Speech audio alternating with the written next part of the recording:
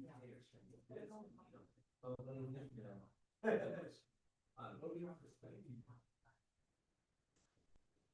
I think most times very tired. I think spending, a whole bunch of yes.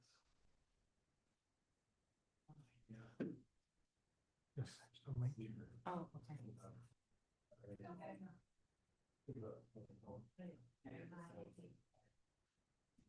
I never really thought about it too much. And then and they were kind of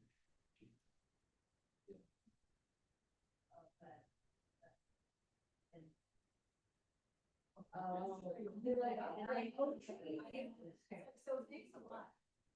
And on those days, you're the first one called up. Yeah, exactly.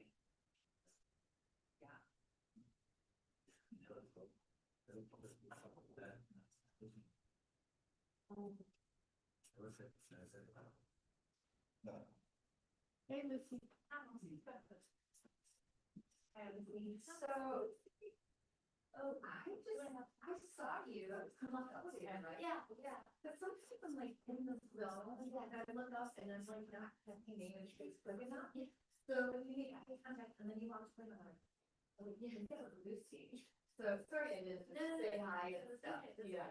I was thinking about it because she was really lost it. Hi. Good. I was struggling because we oh, you're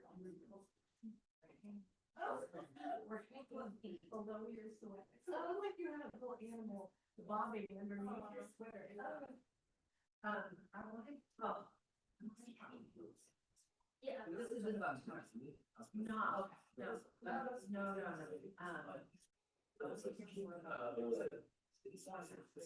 Okay, I'll see you guys in the morning. And then we'll circle back in the afternoon. We're gonna be back. Observations and stuff. And typically, is like. I will. Read your guys' comments. If you want to. Yeah. So then guess scheduling, and then she said was that I really like her, and she's really she just gave me your student ID numbers for tomorrow, and then going to file and schedule your transcripts from here. Oh my gosh! And so I tried to give myself later that she has created a schedule yesterday, and it's just too far. But she wants to figure out what I found out the year that we got to do that. And then it is we have I had to do a fair number of students who are in July, so that's the board done for Tuesday.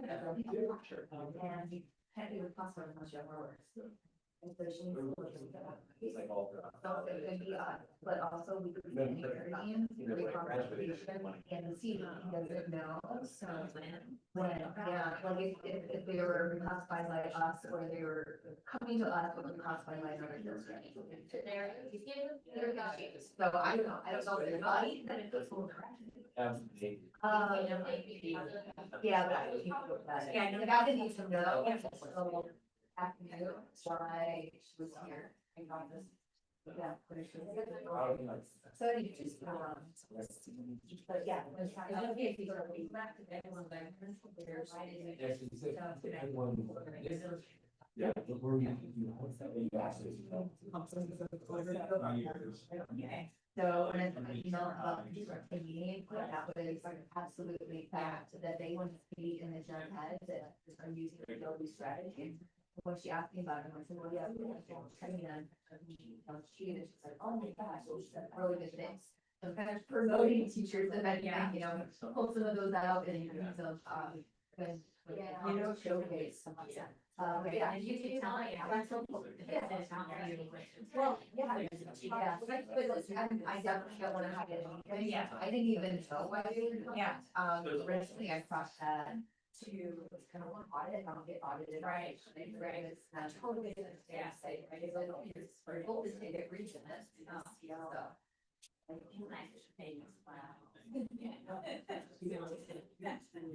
Okay, sorry. Thank you.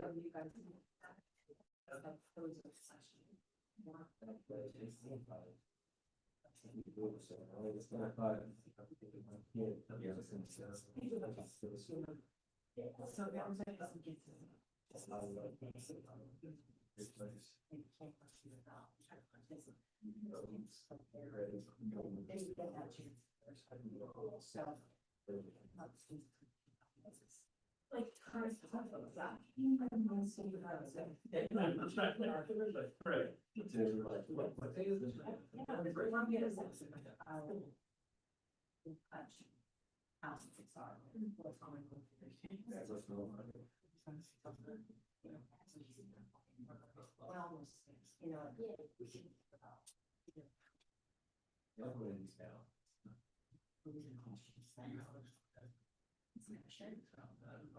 Thinking, you know, here's what to you guys that you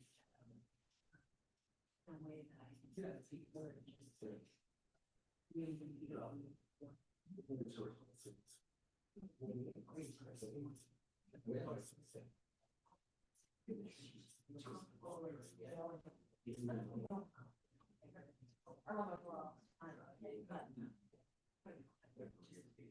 Find out things from that.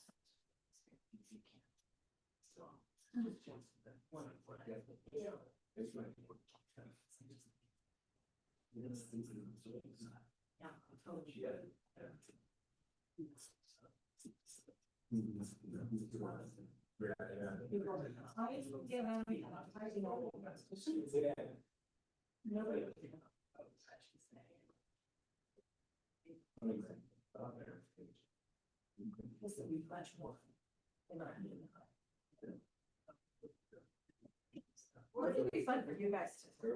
Yeah. Well, I think it would be great. So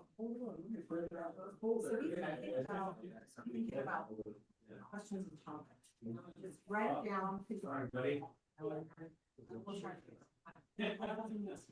Most challenging part. Your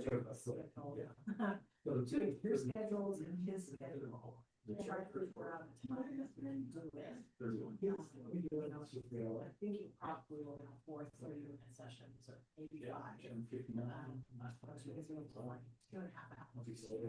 The same thing is but within the same week. We're a good friend of mine who's a math teacher in Florida, this year. Just turned 62.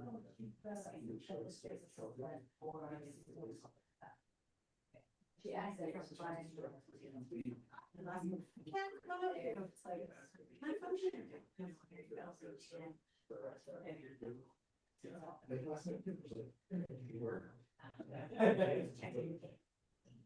can't function. Charlie. Yes.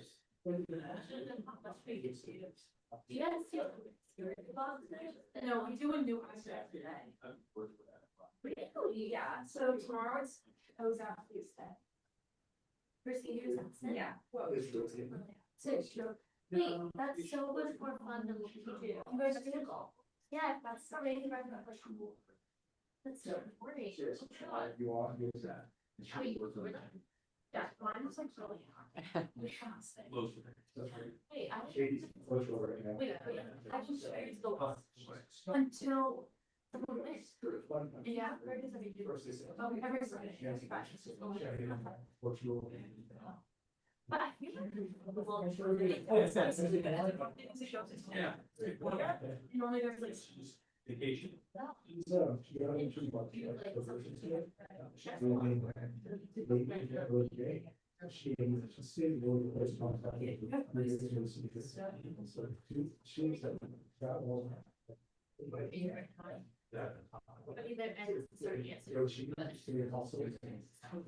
don't know where they're at, supposed to, but I don't know where they're at.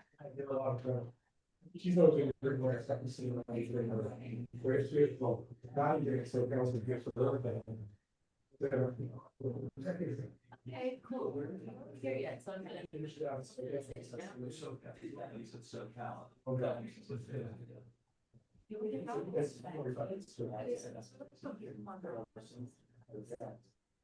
Watching you.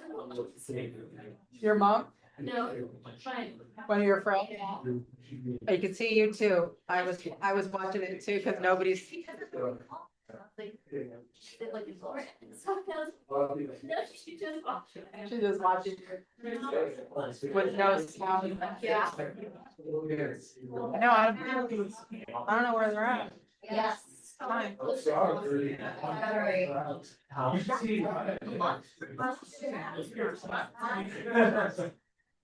That's like your months. Oh, really? Maybe that's okay. And then these are like 6 weeks, so tomorrow. Wait, this is so much more fun than what we do. Yeah. Oh. Everyone today had like a box of cereal and stuff. So much more fun. I need to do that. How long have you guys been doing that? Oh, wow. Why don't we go right up? Yeah. Last year, we didn't have something. Really? So is that your son earlier? Come on, It's people. everyone's really cute. I hate when they do that, especially when It's like, kids really- and- I love so much fun. Because then as a student, oh my goodness,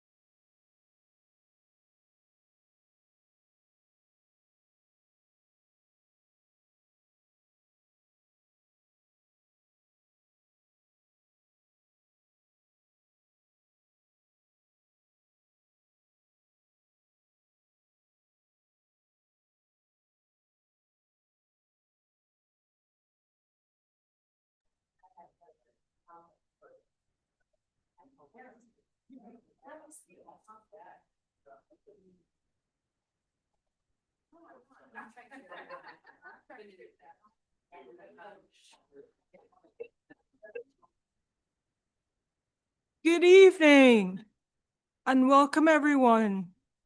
It is March 23rd, 7:15 p.m. All trustees are present, including our students. Please rise and join us in the Pledge of Allegiance. I pledge allegiance to the flag of the United States of America and to the republic for which it stands, one nation, under God, indivisible, with liberty and justice for all.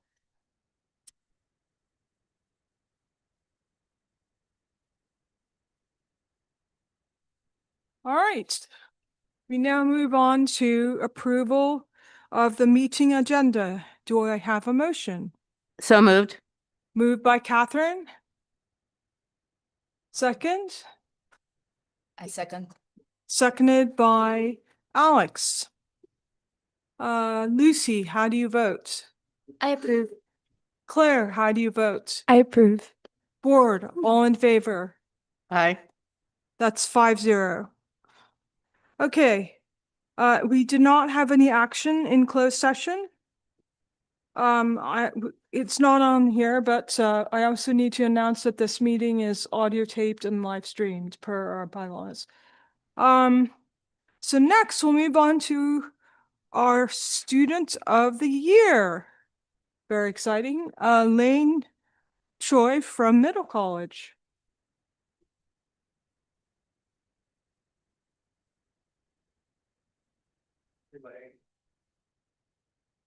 Good evening. That was really quick. I appreciate it. Thank you. So we are happy to present Elaine Choi as Middle College MVLA Student of the Year. The success of our program relies on two major cultural pillars.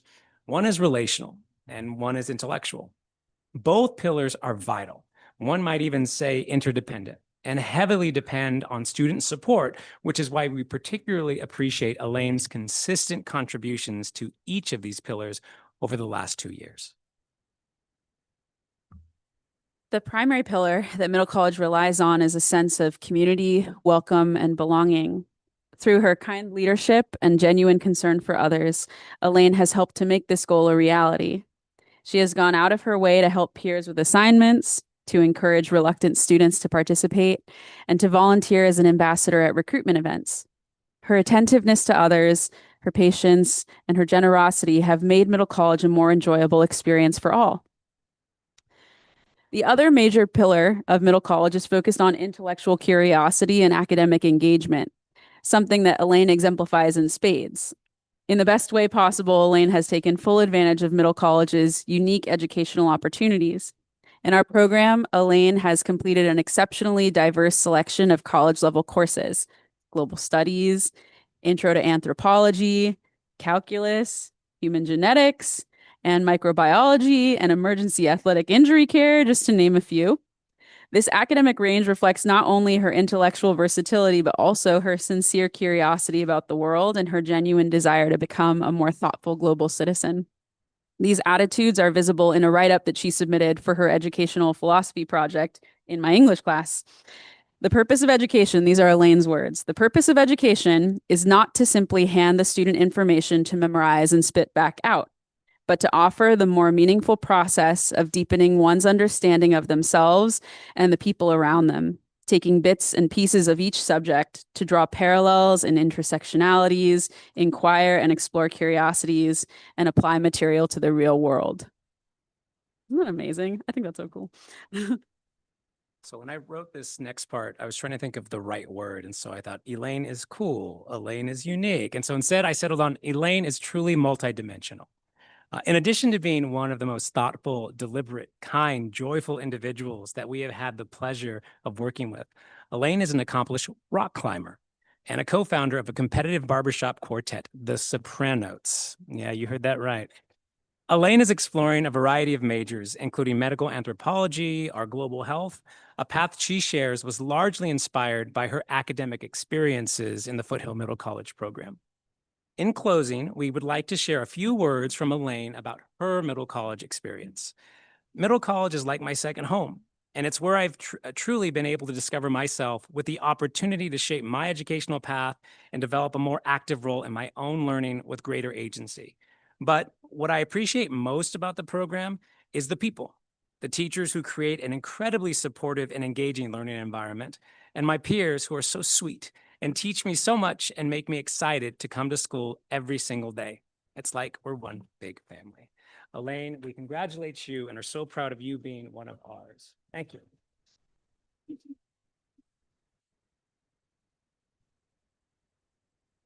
Elaine, congratulations. We've already heard a lot of your wonderful words, but we always ask, do you have anything you'd like to share with the board? So if you'd like to share more, we'd love to hear it. Yeah, I'm just so honestly so grateful to G and Alicia for like letting me join middle college in the first place, because like it has been such a transformative and like life-changing, genuinely life-changing experience. And I've just been able to meet like truly the most meaningful people that I've ever met in my entire life as a result. So thank you. Oh, that's wonderful. Do you have any family present? I do. All right, let's, if you can go up on the.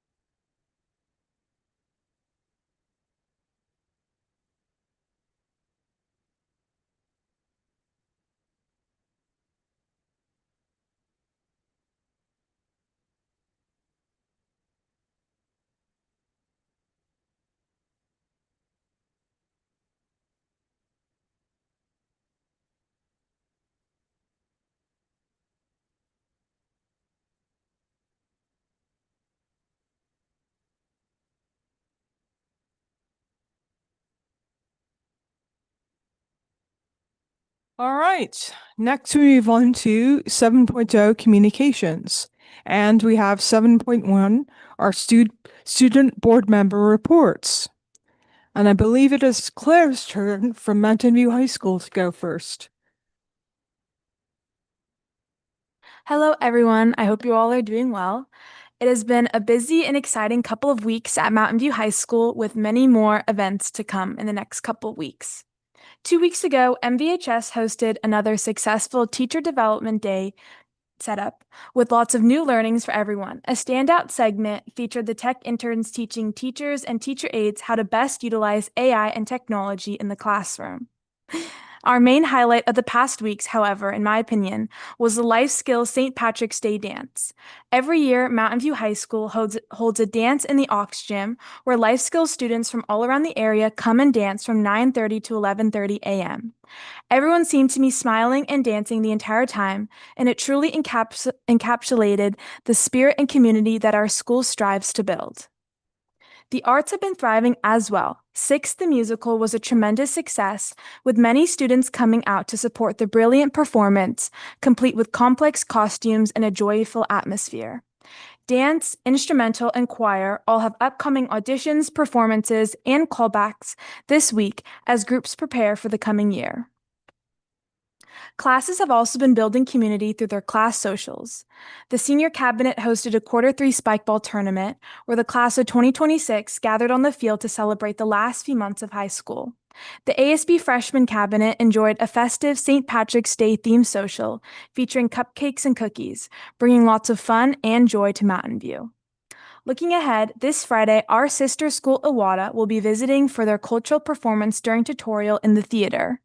Additionally, a new club spring event will give students the opportunity to learn how to start a club before the new school year. Overall, it has been a highly spirited couple of weeks, and I thank you for your time. Thank you, Claire. Board, if you have any questions or comments, please raise your hand. All right, seeing none, let's move on to Lucy from Los Altos High School. Good evening, everyone. I'm excited to share a few updates that highlight the continued energy, spirit, and academic focus on our campus. One of the biggest announcements for Los Altos High School is the creation of a new logo. So Los Altos will be revamping their field this summer, and we will be implementing the new logo into the field as one of the first major moves to adopt this logo. And with it also comes many different versions for different mediums and needs. Looking ahead, next week we will be hosting our annual Clash of the Classes Rally and Spirit Week, one of our most anticipated traditions. This year, we are especially excited to introduce a new element by merging this week with our girls' flag football tournament. By bringing these two events together, we're creating an even more unified and spirited experience for our students, one that celebrates both school pride and the growing enthusiasm around girls' athletics. We're looking forward to a week full of competition, collaboration, and a strong school community. We also recently hosted our first ever Eagle Talent Show 2 weeks ago, which saw an incredible turnout from audience members. Students showcased a wide range of talents, including singing, color guard, and dance, and the event created a space for creativity and self-expression that resonated across campus.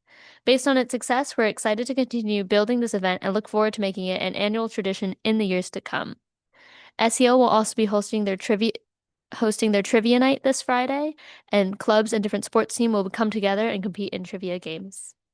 In addition to these activities, our classrooms are currently focused on preparing for the upcoming CASP testing, which will take place during the English and history classes. Overall, it's been a dynamic time on campus, with students demonstrating school spirit, creativity, and dedication both inside and outside the classroom. Thank you for your continued support of our students and programs. Thank you, Lucy. Board, if you have any questions or comments, please raise your hands.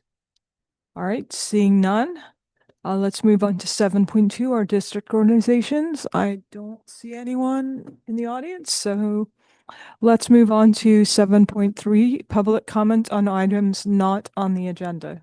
And it looks like we have a comment from Esther Wu.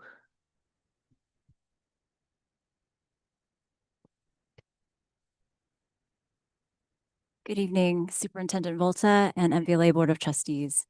My name is Esther Wu, and I'm here tonight as a parent and longtime resident of Mountain View, calling on you to fund a crossing guard at the intersection of Oak and Truman. Last Tuesday, my 11-year-old son, a student at Oak Elementary, was walking across that intersection. He had the right of way, but a Mountain View student driver did not wait for him to fully cross and turned left prematurely. The car came so close that it crushed his stainless steel water bottle and ripped his backpack. This water bottle could have been his foot, his leg, his body. By some miracle, he walked away uninjured, but the terrifying reality is that it was too close a call. My son was inches, literally inches, away from being severely or fatally injured. And I was inches away from standing before you as a bereaved parent rather than a concerned parent. Unfortunately, this was not an isolated incident and not the only close call we have had. Every single day, drivers roll through the four-way stop on Oak and Truman, turning right and left while our children are still crossing. Without a trained crossing guard, buses, cars, cyclists, and students going to Oak, Block, and Mountain View are all fighting for the right of way. We cannot rely on miracles to keep our students safe. We need an authoritative, calm, clear presence at that intersection. This will not only protect our pedestrian students, but it will also protect our high school student drivers who will have guidance on when to turn. Imagine what would have happened to our high school student driver and their family had my son been injured. I'm calling on you to partner with the City of Los Altos to jointly fund a trained crossing guard at Oak and Truman. I have communicated personally with Los Altos City Manager Gabriel Engeland. He is prepared to provide more details regarding how MVLA can work with the city. Did you know that the city pays for 90% of the crossing guard cost and asks for partner districts to pay the remaining 10%? Please contact him.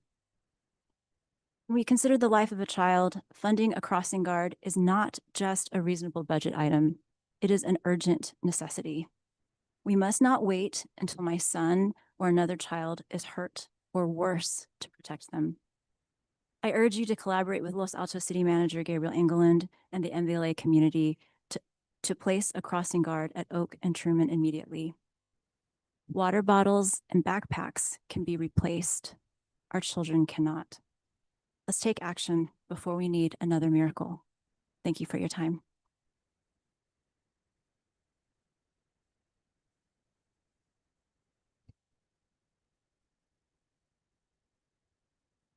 Okay, so next we move on to 8.0 recognitions and resolutions.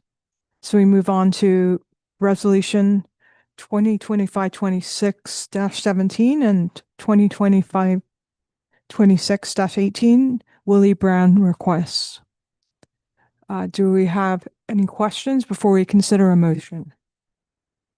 Okay, seeing none, do we have a motion?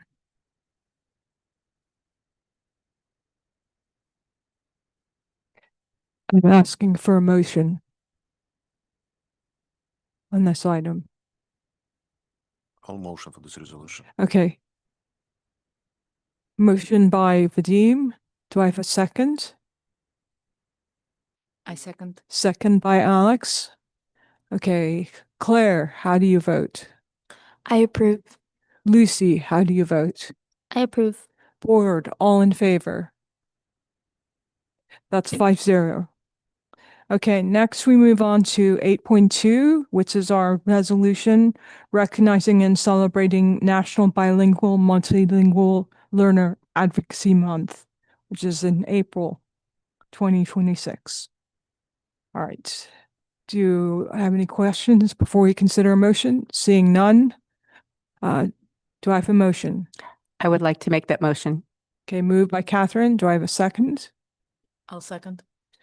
Seconded by Alex. Let's see. May I make one comment before we? Sure. And that is, I think this is so important, and I wish that everyone in our community, everyone in our state, and everyone in our country had more of an embracing of being multilingual and learning and knowing more languages to get along with each other in the world. Okay. All right. Anyone else? Okay. All right. Let's move on to voting then. All right. Lucy, how do you vote? I approve. Okay. Claire, how do you vote? I approve. Okay. Board, all in favor? Aye. Okay. That's 5-0. So next we move on to 8.3, which is our recognition of Arab American Heritage Month, which is also in April. Do I have a motion? I'll make a motion. Okay. I'll second that. All right. Moved by Alex, seconded by Catherine. Any discussion before we consider a motion? All right. Let's see. Lucy, how do you vote? I approve. Okay. Claire, how do you vote? I approve. Board, all in favor? Aye. That's 5-0. Okay. Next, we move on to presentations, reports, and information. So I'm just going to make a couple comments before we start. At our last meeting, we ran until 11, and we agreed to table a course approval and first readings of 8 policies until today's meeting. I'm sure we all want to make sure we dedicate time to these important items. We haven't had our board workshop, so we haven't agreed on our meeting processes. That said, for tonight, I'm going to try a simple process for presentations. I'd like your input at the board workshop because I think it helps to try a process in a board meeting so we have some direct experience. So here's the process. If you have a question, please raise your hand. As usual, I'll call on trustees one at a time. The difference is each trustee may ask one question. After everyone has had a turn, I'll announce the time and check whether the board wants another round of questions. If it looks as though we may need more time for this topic, I may take a quick straw poll to gauge whether there's interest in bringing it back as a study session. So we're just going to try this. All right, so who wants to I guess we have the presentation first, and we're going to hold our questions till the end. So having given that long preamble, sorry. Come on up.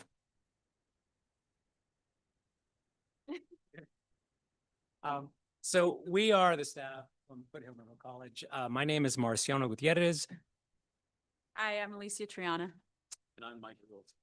And tonight, we're going to give a quick overview of what our program is, because we talked to a number of you last year, but just as a reminder, also do something a little different in that we're going to give you a snippet of a day in the life of a couple of our students. And then just an acknowledgement of where we've been thanks to the work of this board. So a little bit about who we are, just as a reminder. Our students, we are comprised of 2 grade levels, 11th graders and 12th graders. Students apply as 10th graders to join our 11th grade cohort. We tend to take some seniors, but fewer seniors because of availability of numbers, because the juniors who we currently have become seniors the following year. The students are looking to join our program are looking for something different in their high school experience.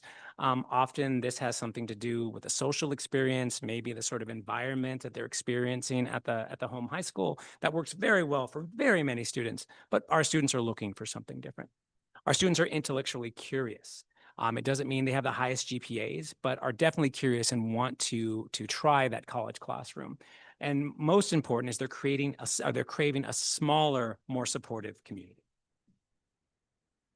One important facet of our program is the early college high school experience. And there are lots of different avenues through which students can experience college courses and things like that. But our program is unique in that they have this combined experience of taking high school classes with MVLA teachers. Marciano and I have been teaching in the district for a while, and Mike before then too. And then 7 to 11 Foothill units with the general college population. They take those classes with other adult students on Foothill's campus, quite a diverse array too. The high school classes they take with other cohort students, so they're with other middle college students during that time. The real plus, I think, during the process is that they get some ownership and flexibility. There's a cool learning experience for them in, having more choice in their course selection and being able to navigate what is the best work-life balance for them and how to design their schedule like adult students do.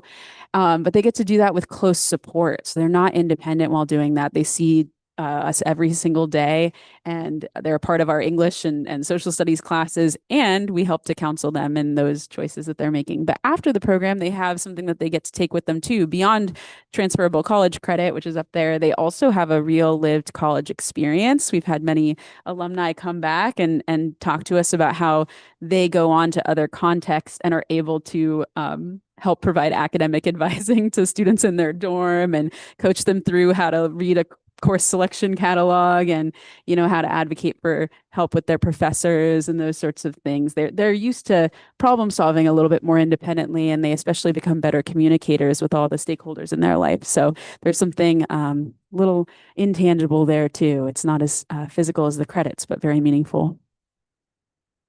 And as you heard in the Student of the Year presentation, we placed a great emphasis on the community at Middle College. And we begin the year with a 2-week orientation where we really get the students to know each other, because we found that when students are in the classroom and they feel comfortable in that community, their learning experience is so much deeper. And then we add to that throughout the year, our classes are small dialogue-based classes. So there's a lot of class discussion. Students are expected to come prepared and engage with their peers. And we also act as teachers and advisors. So we see the kids in the classroom about 15 hours a week, but then in our office hours, we are their academic advisors. So we do college admissions counseling, general academic counseling. And that relationship is so much closer. Kids can just come into our office and they feel comfortable just walking into our office and asking us a question. The program is also designed really to be a 2-year program. So students start in their junior year and they'll roll over to the senior year. Every year we do take a few seniors because we have students that move or it didn't work out for them, but primarily it's a 2-year program. And that also, plays into that community component. Students feel very connected, not only to their classmates, but to their teachers as well. So we apologize for the fine print, but there's a lot of cool information packed on here. So I'll just walk you through.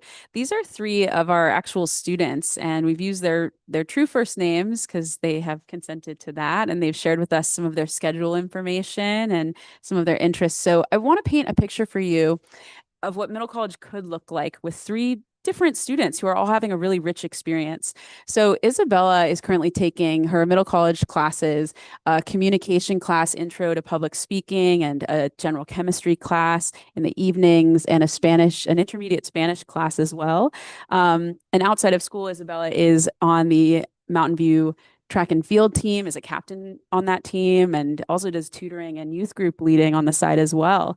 And I think one thing that Isabella's schedule sort of points out to us is all these opportunities for deepening and finding cool complications in areas of interest. So for instance, if you take a look at some of the past coursework or future coursework, Isabella's really interested in some of those STEM subjects, but also linguistics. And I know that's not really mentioned on there, but and we have a deepening through subjects like anatomy and physiology. You know, that goes beyond a high school biology experience in some ways. Also, introduction to symbolic logic. This is a philosophy course where you study the structure of logic and the arrangement of arguments, which is like a whole meta level of looking at argumentation. So it's one opportunity for some students to deepen.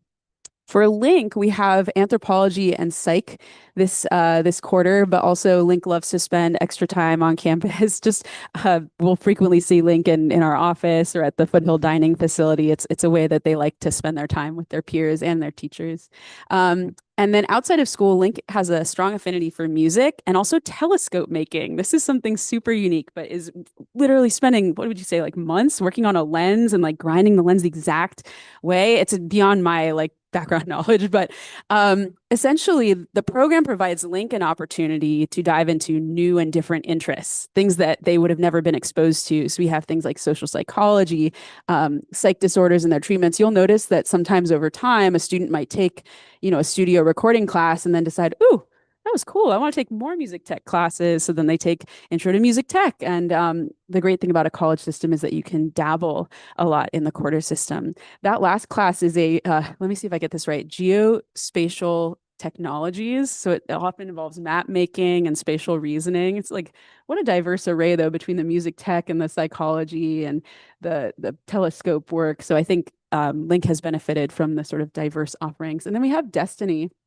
And Destiny is taking, you know, English and math, a pre-calculus class, and leaving time outside of school to be a ballet folklorico participant and also a teacher. It does a lot of work with young students and youth coaching for soccer, and it works at the YMCA. And so for me, when I look at Destiny's college trajectory and also some of the interest areas that she's had in our classes, she has a really strong desire to work with youth and to do public service.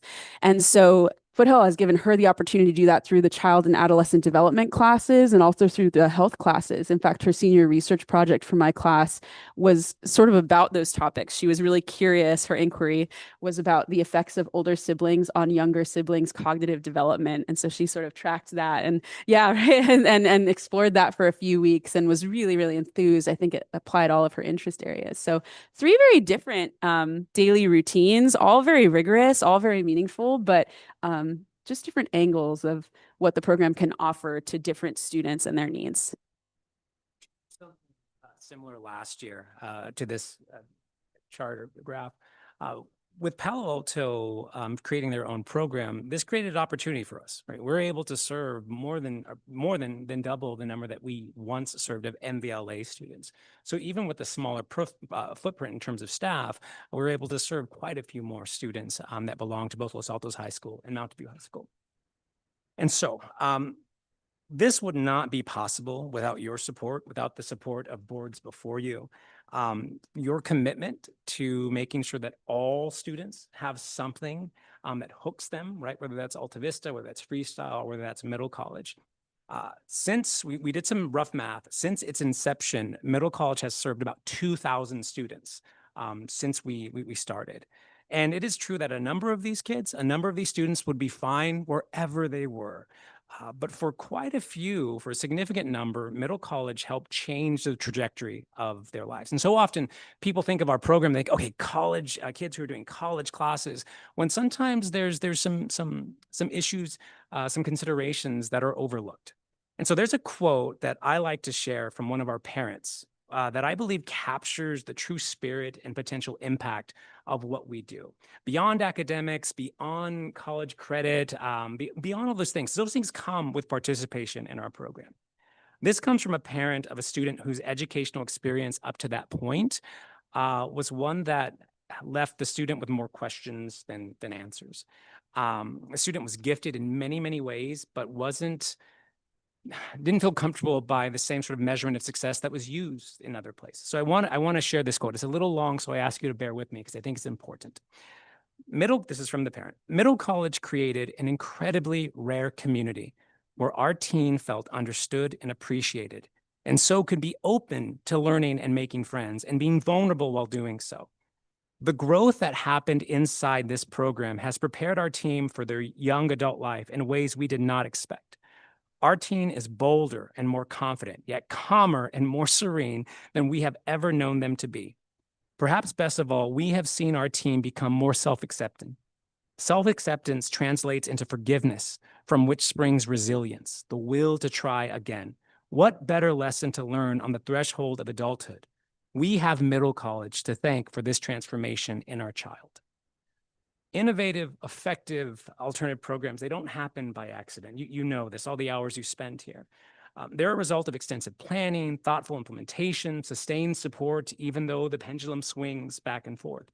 And we're deeply grateful to you and the boards that have preceded you for being dedicated to our students. And so Alicia and I have been part of this journey since 2020. But the man standing next to me, this gentleman right here, has been here since almost the very beginning of this program. And while we owe the board a significant debt of gratitude, we must also recognize his contributions. He helped build this program into what it is today, and Mike will retire this year after serving more than 3 decades in the classroom in this program. And we can't put into words just what we owe Mike. So at the very least, we wanted to give the opportunity to recognize his work tonight. So join me in giving Mike a round of applause, please. And with that, we'll be happy to take your question. Thank you, Mike. You will be getting some sort of award, I'm sure, for retiring, but thank you so much. So just to remind the board, if you can raise your hand and ask one question, we're just going to try this and see how it works. All right. So who wants so Esme? Thank you. I don't have a question, just a comment and an appreciation for really leveraging the opportunity to really grow the program. I remember last presentation and sharing the update about, Palo Alto forming their own program. And so just congratulations and thank you for all your work. So I'm going to say something real quick in response. Please say something in response. I'm just doing one at a time. No, that's all. Because people would ask 5 questions. Sure. And now we're just doing one at a time. That's just a change. So last year we were asked a question in terms of what are the demographics of our program, and you may have asked that question actually. And there was a challenge to us, like, try to reach as many circles as you possibly can. So this year is one of our most diverse years in terms of student applicants or students who are in the program. So for this year, for example, we have like 31% of our student body is Hispanic. That's quite a big of an increase. 29% white, 22% Asian, 2% African American, and 50% 2 or more. And so that charge came directly from this board, and we try to cast as wide of a net as possible to make sure that we had students that knew about the program, more students. All right, who's next?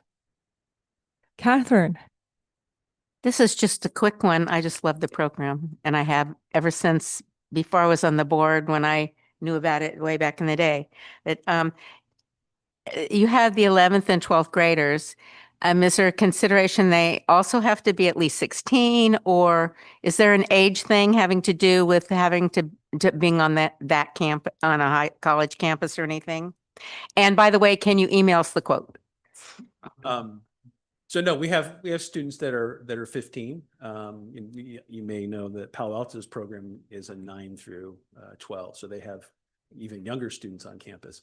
Primarily, our students are 16 to 18. There's no issue with that in terms of youth being with the adults. No. Used to be that students on Foothills campus was a rarity. Now there are many young students on campus. In fact, there's sometimes in the day where there's more high school students and adult students because of the schedules and the classes that are being offered. The teachers especially are used to having these students in their classes. Our students have built this network of teachers they recommend, teachers that really good in terms of X, Y, and Z. And those teachers often know how to handle that dynamic as well. Issues arise, as they do in any program or any sort of organization, but those issues are pretty low level and are very rare. Thank you. All right. Anyone else? Okay, but who's going? Okay, Alex. All right. Another big thanks to me, this is one of the best examples of helping any student, every student reach their fullest potential by delivering the right levels of support. So I just, every time you guys present, I get so much enjoyment and pride from the work you guys are doing, from the work the district is doing. It's just an amazing program and I'm so happy for the students. So it's really touching. Maybe one question I have is what's most challenging that we can help with?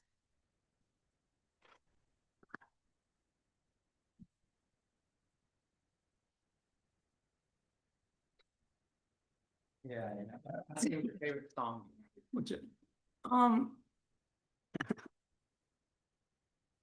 I can tell you, well, I'm gonna give you a chance to speak. I guess that I started teaching in this district at Alta Vista, actually. I did my student teaching at Mountain View. And so I've had this really beautiful ability to see all sorts of students on students that are served really well by the larger sites, and also a lot of students that are kind of on the margins of the larger sites. In spite of the wonderful resources and teachers and administrators, like sometimes it's just not the perfect fit for a student.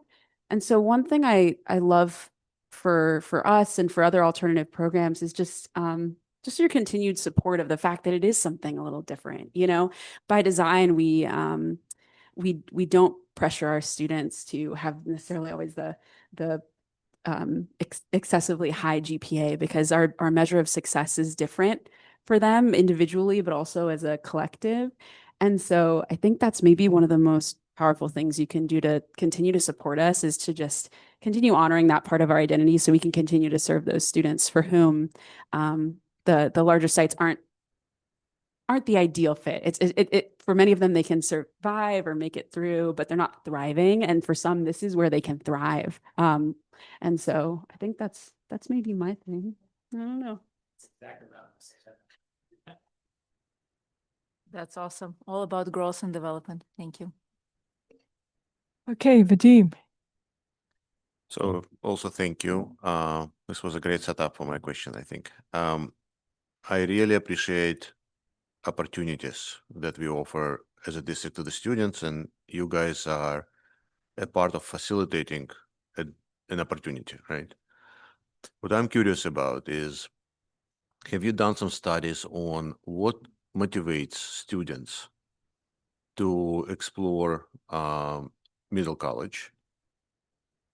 I can sense from what you've described opportunities such as flexible schedule, right? Access to classes, environment at a large campus at high school that can be tricky to navigate and sometimes not very pleasant, kids are kids. Well, I'm curious, what are those factors and what are the main factors? And I'm not allowed to ask second question. I also want to know what the success criteria is. For how do you measure success of you're talking about striving, right? The students, what does it look like? So for the first question, we just went through our application process for the next school year. And this application process wasn't very different from before, the applications we reviewed, in that students tend to come to us or apply to us because of a variety of buckets, right? Their concerns or motivations fall into a certain number of buckets. One of the buckets also often is that the comprehensive sites are too big. It's just too, some people thrive in that sort of environment, right? I was one of those kids that I thrived in that environment. For others, that student maybe wants a smaller sort of environment, a quieter sort of location or place. And so this sort of mismatch between the culture or social experience that kids had at the home schools versus what they're looking for, that's one bucket. There are some students who definitely are looking for more classes, are so involved, are so interested in a particular subject like psychology, that there's a certain number of subjects offered on the homeschool. But at Foothill, there's quite a few more. And so that often is a bucket as well. For students who are just, I want to try college, we're not the best fit for that student. If that's the only reason why they're coming to us, because they want to get ahead. If they want to try college and they're looking for a different community, that makes sense. That tends to be a good fit for our prospective students. In terms of success, the measurement of success, one of the things that we pride ourselves on is we ask students, what is your measurement of success? Right? And how do we get you there? Because so many of our students a number of them left the big campuses because they felt that there was a standardized measurement of success, at least in their opinion, that they wanted something different, like the student that I read about. And so sometimes that success is measured in improving attendance at school, something that basic. Sometimes it's challenged themselves with higher level classes than they did before. For some of our students, it is actually making an explicit sort of effort of trying to develop skills that they did not have in a classroom or in a site that wasn't us, because they're intentionally trying to build those skills. So that was a long-winded answer that gave at least a glimpse, I hope, into your question. It's also relational.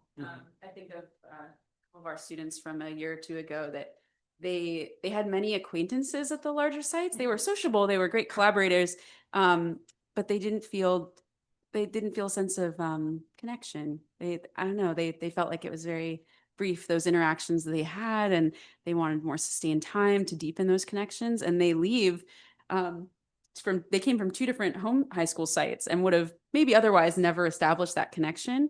And then they're here with each other and they find deep, lifelong, they came to visit together into our office. So they're still connected, even though they're now alumni of the program. And for them, maybe that was their definition of success, being able to experience deep, meaningful relationships at school on a daily basis, and to feel emboldened to make more connections as a result. So, quite diverse.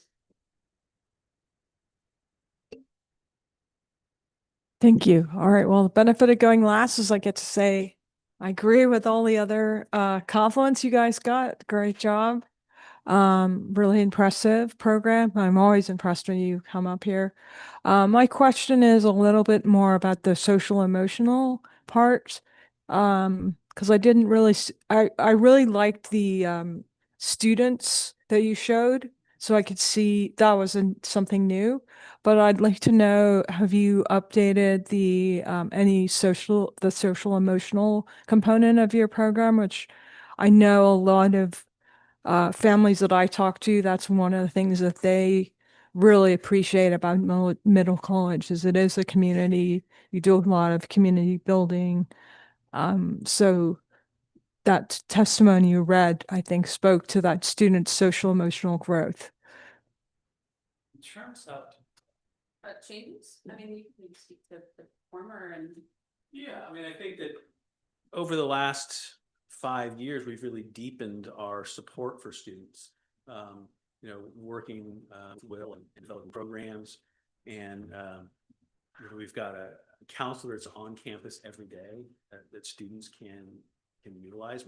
That counselor meets with students individually, but also sometimes runs groups, or maybe it'll be a kind of an activity group where students are interacting with one another, doing a craft or something, but they're developing that sense of community. We have a class period that we call community, and in that class period we do various things where sometimes students are doing presentations on interests that they have, they're sharing with their classmates. Sometimes it's some type of workshop, sometimes it's something that we take advantage of at Foothill.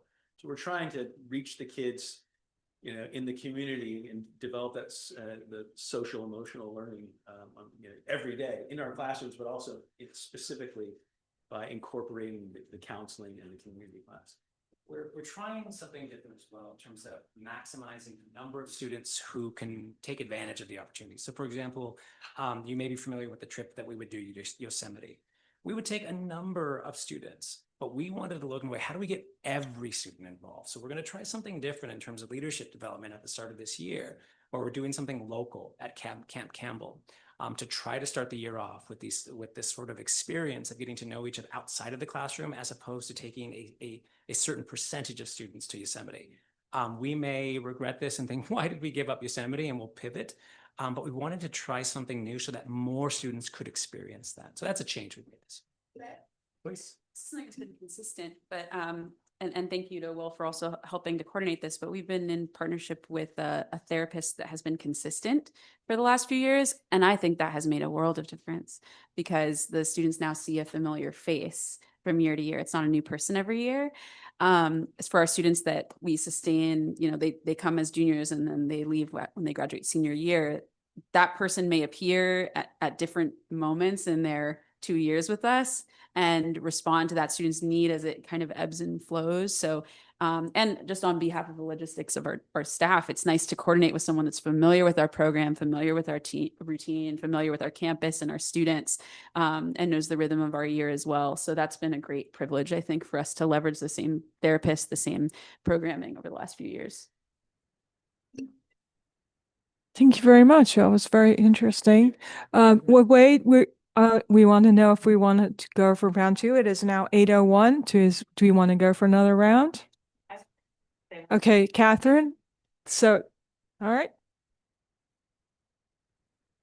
So that social emotional. So that means that they are successful in some academic endeavor. And so you have statistics, we don't need to hear right now, about like what they do after somewhere. Or you have a report about that or something. So you don't have to do it now. But then also, have you embraced the graduate profile that we use on the for this all students? And maybe you feel your students have that? I think that you may have stole that from us because that mirrors what we actually do in the classroom in terms of the search for diversity, et cetera. So you're welcome. I'm kidding. Yeah, it's so wonderful that you combine the two so well. Yeah. All right. Anyone else? Thanks. Okay. Thank you very much. All right.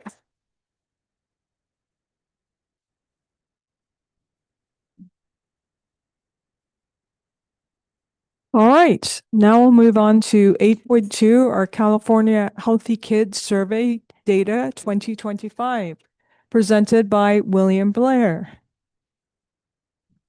Again, if we can hold questions till the end, and we'll do one question. Great. Well, good evening, everybody. My name is William Blair. I'm the MVLA Wellness Coordinator, and I'm excited to share with you all our California Healthy Kids Survey data for 25-26. Cool. So a little bit of just a general overview. I'm going to kind of go quickly through the slides, but I'll take any questions. It's a statewide anonymous survey where students self-report, and it really looks at protective factors and risk factors. We incorporate the data into our LCAP, into our site plans, into our safety plans, into some of our site goals, WASP goals. So that way we have some indicators that are allowing us to know how we're doing. Schools throughout the state typically administer it to 9th and 11th graders every other year, but here at MVLA, we like the data and we like the immediacy of the data, so we give it to all students every year. And so the data you'll see is fresh from October. The last thing I want to mention is there's also a public dashboard you can go on, you can look at, but that data tends to be a year old, and it's just for 9th and 11th graders. But you could look at how MVLA is in comparison last year to Santa Clara County or local districts as well, or the state. So the survey that we give really has two elements to it. One is the core module, and then the second is an MVLA custom module that we designed with students and staff in 2022. And so since then, we've implemented that core module each year or the custom module. In the core module, there are really 4 sections, and I'm going to go over each of these 4 sections. One is school engagement and support. The second is school safety, substance use, and then social emotional health. There's a lot of other data in there, but those are the 4 main categories we're going to talk about. So once we give the data, or once we give the survey, we get this big 150-page report. Each of the sites get their own report. MVLA gets a report. It's a whole bunch of data.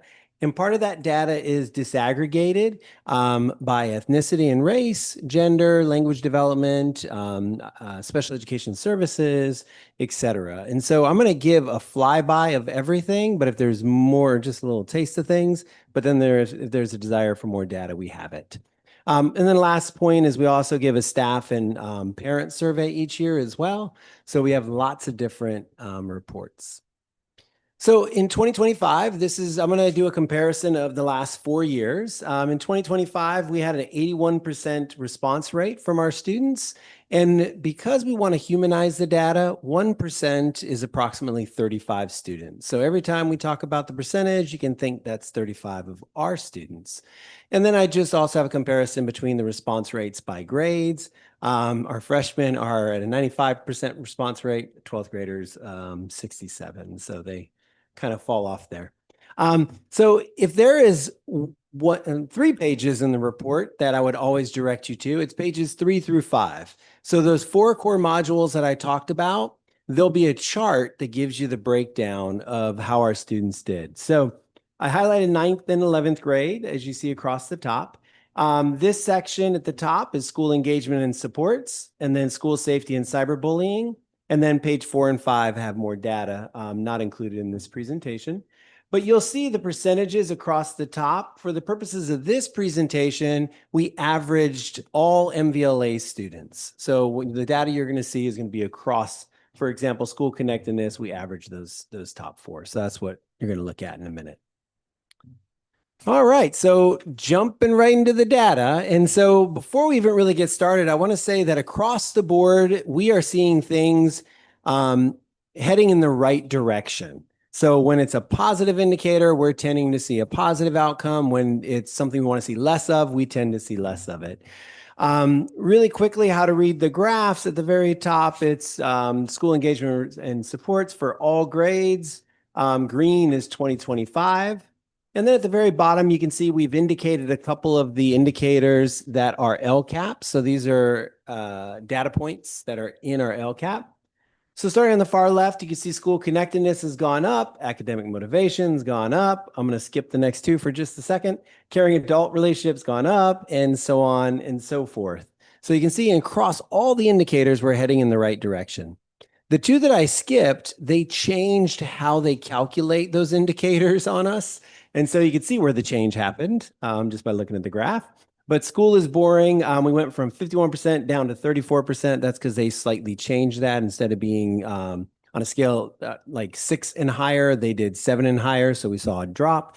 And then hard to focus, they reverse coded it. So instead of saying students that disagreed and strongly disagreed, now they say students that agree and strongly agree. So we see this shift. But if you actually look at the data in both of those indicators, we're heading in the right direction. And I can tell you more about that if you're curious. Moving on to the social emotional health data, again, for all grades, these are percentages, green 2025. Social emotional distress going down, experiencing chronic sadness and hopelessness, seriously considering suicide. Skipping the next 2, coming over to optimism, going up, life satisfaction up, eating breakfast, flat, but going up a little bit from last year, and then going to bed at 12 a.m. or later is declining. The reason why I skipped the 2, plan to attempt suicide and attempted suicide, is that comes from actually our custom module. It's not in the core module. And I point those out because you'll see that we actually went up in attempted suicides. And so that tracks with what we're hearing on the ground anecdotally about the acuity of our cases being a lot higher than what we've seen in the past. And so that is an indicator that we definitely want to work on. But you can see the shift. I like to always talk about seriously considered suicide. From 2021, we went from 17% down to 8%. That's about a 332 student drop in students who seriously considered suicide. So it's a huge drop for us. So we wanted to identify that, but there's still some work to do, as you can see. Moving on to school safety and cyberbullying. You can see the vast majority of our students perceive school as very safe, 84% of them, safe or very safe. And then you can see students who are reporting harassment, cyberbullying, being scared of being physically harmed are all declining. And so that's a good thing when we see some of that shift.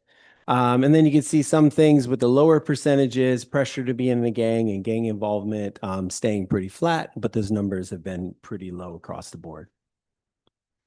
And then the last of the key indicators is substance use. Again, all going in the right direction. The current alcohol or drug use dropped from 15% in 2021 down to 9%. And then likewise, you can see the drops between drinking and marijuana use. You will see that current tobacco vaping stayed flat. An interesting point about vaping, the current use of vape products, you see we're at 4% this year. In 2019, we were at 9%. So quite a big drop pre-pandemic and then coming here to 2025. So I have a couple other data points to talk about. They're just kind of like samples of the type of data that we get out of here or get out of the report. So we have, again, alcohol and drug use. You can see in there's a 10-year trend. In 2015, we were at 28% of our students self-reported that they've used drugs or alcohol in the last 30 days. And now that's down, juniors, sorry, I forgot to tell you, these are juniors and freshmen, because prior to 2023, we only gave it to juniors and freshmen. That's why we only have those numbers. But 28% of our juniors self-reported that they used alcohol or drugs in the last 30 days, and now that's down to 10%.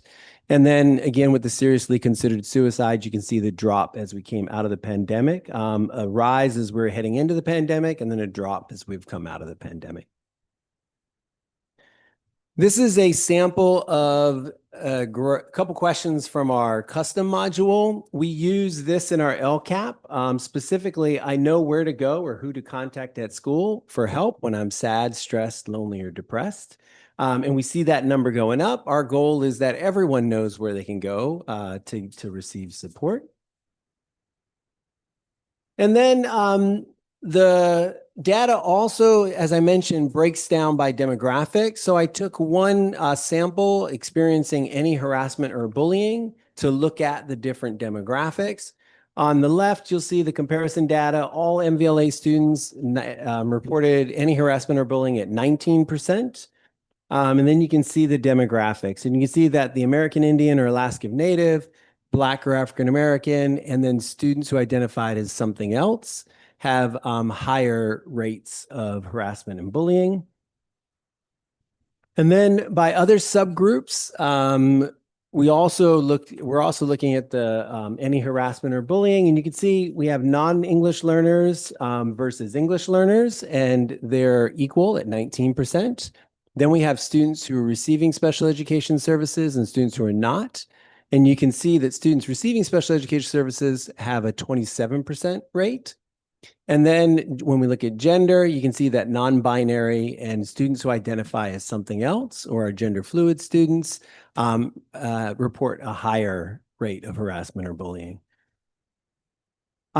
So that's kind of a little snippet of the data. There's a whole bunch more data that we're happy to give you. I like crunching the data. I like looking at the numbers. And again, we use this data in our reports so we can see if our interventions are being successful.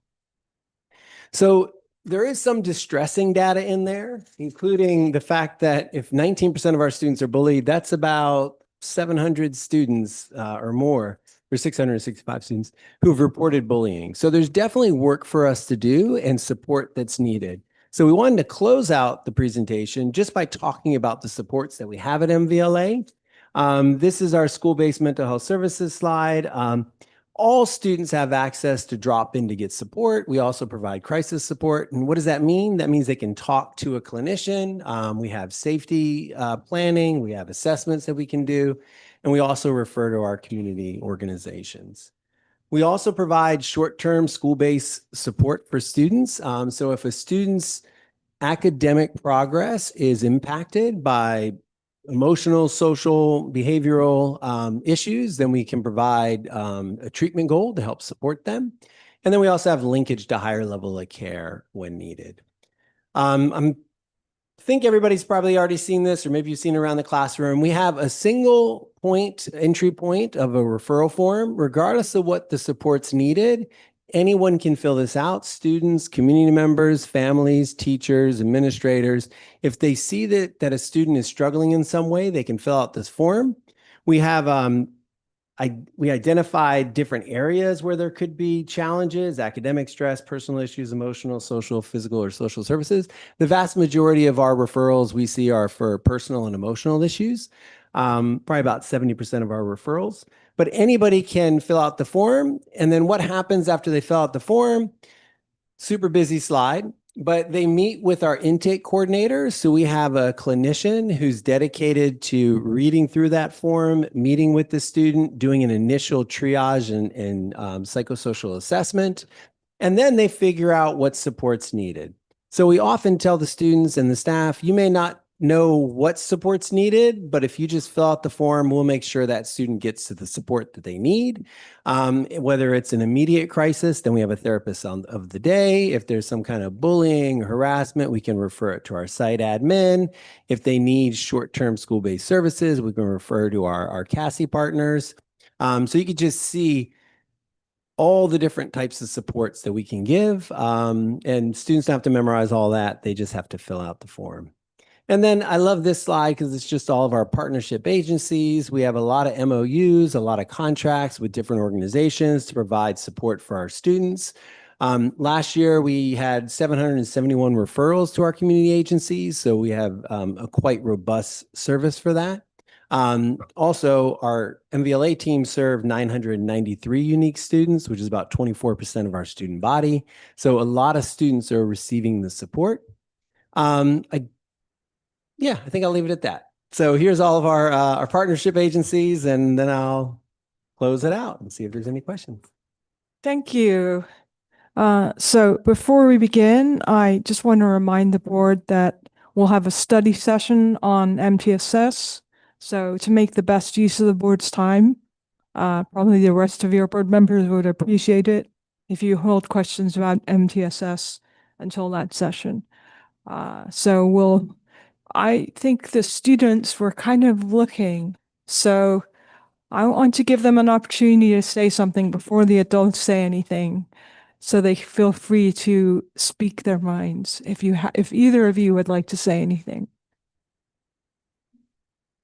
I think it was actually really interesting to look at this data. I mean, I just remember taking it every year of high school, and I think it's really cool how it's anonymous. And so I think for the most part, it's pretty accurate of what we're seeing at school. Obviously, I think some people, when it comes to those more serious questions about maybe mental health or substance use, I think there can always be that dishonesty. But I think in general, the trends that we're seeing is reflecting what I myself am seeing on campus. So I thought that this was very interesting. Thank you, Claire. Lucy, you can say something or not. I mean, I mostly agree with Claire. I agree. They were like, you probably saw me. I was a little bit shocked at some of the responses, but maybe that's just me and my experience. But overall, I felt like it was very insightful. Especially seeing this data for the first time. I don't think I ever really looked at it that much. It's definitely extremely helpful to see what kind of what kind of programs or what kind of assistance would help those students. And so I feel like it's an incredibly valuable data set to have. So Lucy, I'm kind of wavering. I don't want to put you on the spot, but you said you were shocked. So do you mind? You don't have to, but do you mind sharing what that reaction was about? If you, Oh I no, mean, it's okay. that's just me. I was kind of being silly. I was a little bit shocked at the staying up past 12. But again, maybe that's just me. I definitely know people who are a lot better with their sleep schedules than I am, so I don't know.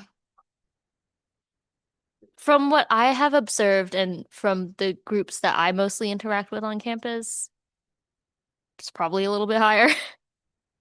So we also have it broken down by grades, and seniors it's about 43%. So I think that may resonate a little bit more. Okay, thank you.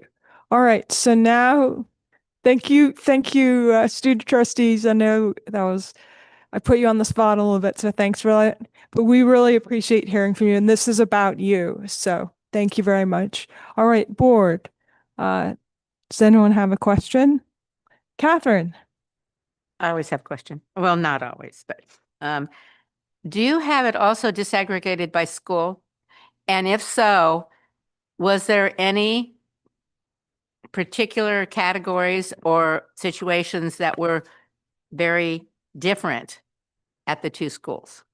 That's a good question. So yes, we do have the ability to disaggregate it by school. Everybody gets their own report. I don't tend to crunch all the data for everything because I got to kind of manually go through it, but I do have some comparison data from the different sites. From the comprehensive sites, there's not major, significant differences where you're like, whoa, that's different. However, with Alta Vista, there are significant differences. And some of those are students feel more connectedness. Some of those students feel like they have more caring adults. And then some of those students are more, have fear for their safety. And so there are some significant differences, but I think, oh yeah, eating breakfast. Yeah. Sleep and breakfast, there's a huge difference. Yeah. Students who don't eat breakfast. Yeah. Yeah. Well, what would you consider a big difference then? Like more than 10% between the two schools or more than 5%? Between the two comprehensives, Yeah, you're I not. mean, I would expect there be some differences with a special program or Alta Vista. Yeah. But those still need to be analyzed and dealt with. However, between the two comprehensive, in theory, that you have a somewhat similar populations, if there's a way big difference in, and how much is way big difference or Yeah. So it's significant? definitely not a 10% difference. I mean, In we may anything. talk, but not like those would really pop out. So we share all the site data with the sites. I tend to crunch the MVLA data because that's kind of where I kind of sit, but the sites also crunch their data. And when we've done the comparison data, as we've done it with extended cabinet or in different scenarios, like we're talking about 3% here and there. We're not talking about major percentage differences. I'd have to really go through to see if there's anything that really jumps out, but there hasn't been over the years. Yeah. All right. Who's next? Anyone? The team.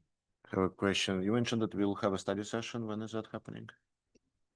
The multi-tiered system, right? That's on our list.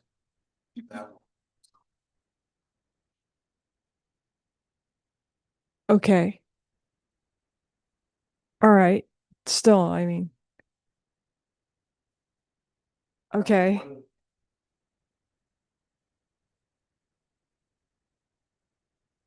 ESS system by which you categorize the interventions that you have for academics behavior, which is minimal on our campuses, and also social emotional.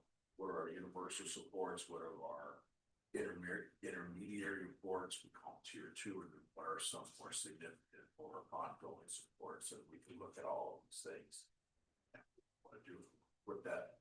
Put what we're currently doing in our school sites into the model, see if we can isolate what actually is making a difference in our students and getting the results that we're seeing. I mean, the bottom line to everything that Will just said is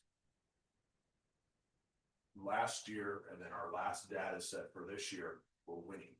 Everything is going in the right direction, especially, I mean,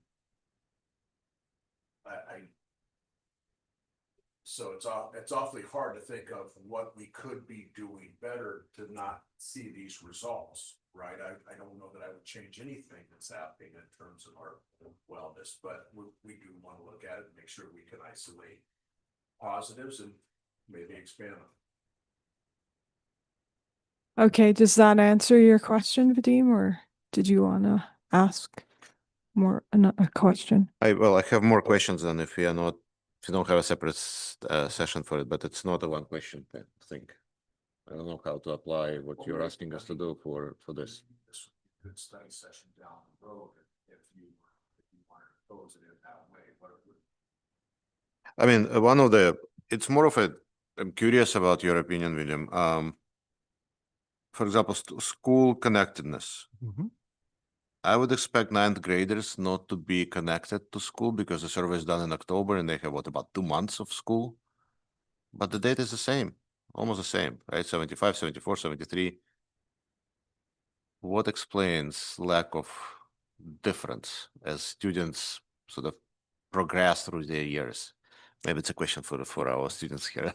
Yeah, I would say that going back to MTSS, our tier 1 strategies, the connectedness in the classroom, students feeling, so that question, school connectedness, is I feel close to people at school. I feel like I belong. And so even with our freshmen, even within the first 2 months, we've already had the freshman welcome. We've already had like the reduced class sizes, a lot of teachers build in community building within the space. And so there's a lot of things that we're doing naturally. It's just in our DNA, which builds connectedness, being parts of sports teams, the different lunchtime activities, all of that builds, and it's open to everybody. And so that's how I see it. I do see the other 25% of students who aren't feeling connected, and that's where great things like Middle College and some other programs kind of come in. I think some students don't feel I didn't feel connected on my high school campus, and so I think but they're high numbers, but I think it has to do with strong tier 1 support. Is my thinking. All right, anyone else? Okay. Let me just go. So first of all, I think great work on most of these metrics. I did have a question though about the meaningful participation, which was low and has been consistently low, and yet school connectedness and caring adults is high. So I don't quite understand what that metric is measuring. So could you elaborate on that and why you think it is low? Yeah, great question. So across the state, we see a lower meaningful participation. So the questions that go into that are, at school, I do interesting activities. I help decide things like class activities or rules. I do things that make a difference. And so I think when it comes to meaningful participation, some of our young people are feeling less autonomy over what they're doing. They're feeling less locus of control. They feel like they are, I'm guessing, so I have to talk to our youth, that they're feeling like they're going through the motions of doing things rather than having a meaningful contribution. Okay, Lucy and Claire, what do you think? I definitely agree. I feel like just because of the way a lot of schools and classrooms tend to be structured, I mean, it's definitely something that you see during classrooms when you describe meaningful participation, when you're giving these examples. It's like, do students really have the opportunity to create their own curriculums and to have an input on what they're learning? Not really, right? Because especially with structures such as the AP test, it's not like we can negate those, but it's a very nationally structured, this is what you do, this is the time period you have to do it. You don't really get a say in that because it's based off a test. And I'm not saying that's bad. I'm just saying it's like when you're asking that kind of question, it's hard to say, yes, I have meaningful participation because it's been institutionally structured within that class so that you have something this is what you have to learn and you just have to get through it. And I don't think that's a bad thing. It's just that's the way it is. I mean, I think Lucy said it pretty perfectly. I think the way that our classes are set up in terms of preparing for college and AP classes and all that is that when it comes to having meaningful participation, you really have to find that outside of the classroom through extracurriculars and leadership. And so I think that's why it might be low, because sometimes it takes a while for people to get into extracurriculars or feel like they themselves are having a really interesting impact on the school besides just doing X, Y, and Z to get into their college, I guess. Could I just build one more thing on that? Sorry. And I'm not saying, I think we do have those opportunities on campus. Like we have ASB, which is very student structured, and we have classes like ASI, at least at our campus, and we have classes like Capstone. And those are very creative classes where students get to express, they get to kind of create their own curriculum in that way. But for a majority of our classes, because they're college prep and because they're AP, it just has to be that way. But it's not that we don't offer those opportunities. Thank you. That was very informative. I really enjoy hearing directly from students, and you echoed what they said, so thank you. All right, so Catherine, or sorry, Alex, you haven't gone yet. Yeah, also big fan. Also a big fan of the survey, so thank you for presenting this, William. Really awesome to see all the improvements. It's just amazing. And very encouraging, right? So connectedness, adult relationships, it's really, really important. I'm curious for next year, in particular, as we talk about reviewing the MTSS and considering some changes to it. What are one or two indicators from the survey that we see as the highest priorities that we potentially would consider changing MTSS to increase or improve? Yeah, good question. So there's a few indicators that I think we can really make a difference. So one is the caring adult relationship. So one of our LCAP goals, or it's in our LCAP for a purpose, and that is because we feel like every adult on campus can reach out to a student and create that caring relationship. That's at the classroom level. So that's kind of the caring adult relationships within the space of the classroom. And it's interesting when you look at students' perceptions of caring adult relationships and adults' perceptions of caring adult relationships, they're slightly different. And so part of that is working with our teaching staff about how important communicating caring adult relationship in a way that our students feel a caring adult relationship. A lot of adults will check in on a student. Oh, they've missed these assignments. Let me check in on them. Oh, they've missed this week of school. Let me check in on them. And they feel that's a positive, like, hey, where have you been the last week? But for a student who maybe is nervous about coming back, it could be like, whoa, I'm being called out for not being here, or, oh, I'm being called out for my grades. So how do we communicate that in a way that is showing caring and the students feel that as care? So that's one thing that I always kind of look at when I look at the data, is we can definitely make strides in that. And then the other one, adults from school check in on how I'm feeling. And that's another one that I think builds the same idea that we can really grow there. On a more, I'm going to try to go for a tier 2. Looking at, well, I'll jump to some of our social emotional distress. So the social emotional distress, we went from 34% down to 22%, but that's more than 700 students who are struggling at some point with, I want to do chronic sadness. Sorry, I'll do chronic sadness, hopelessness.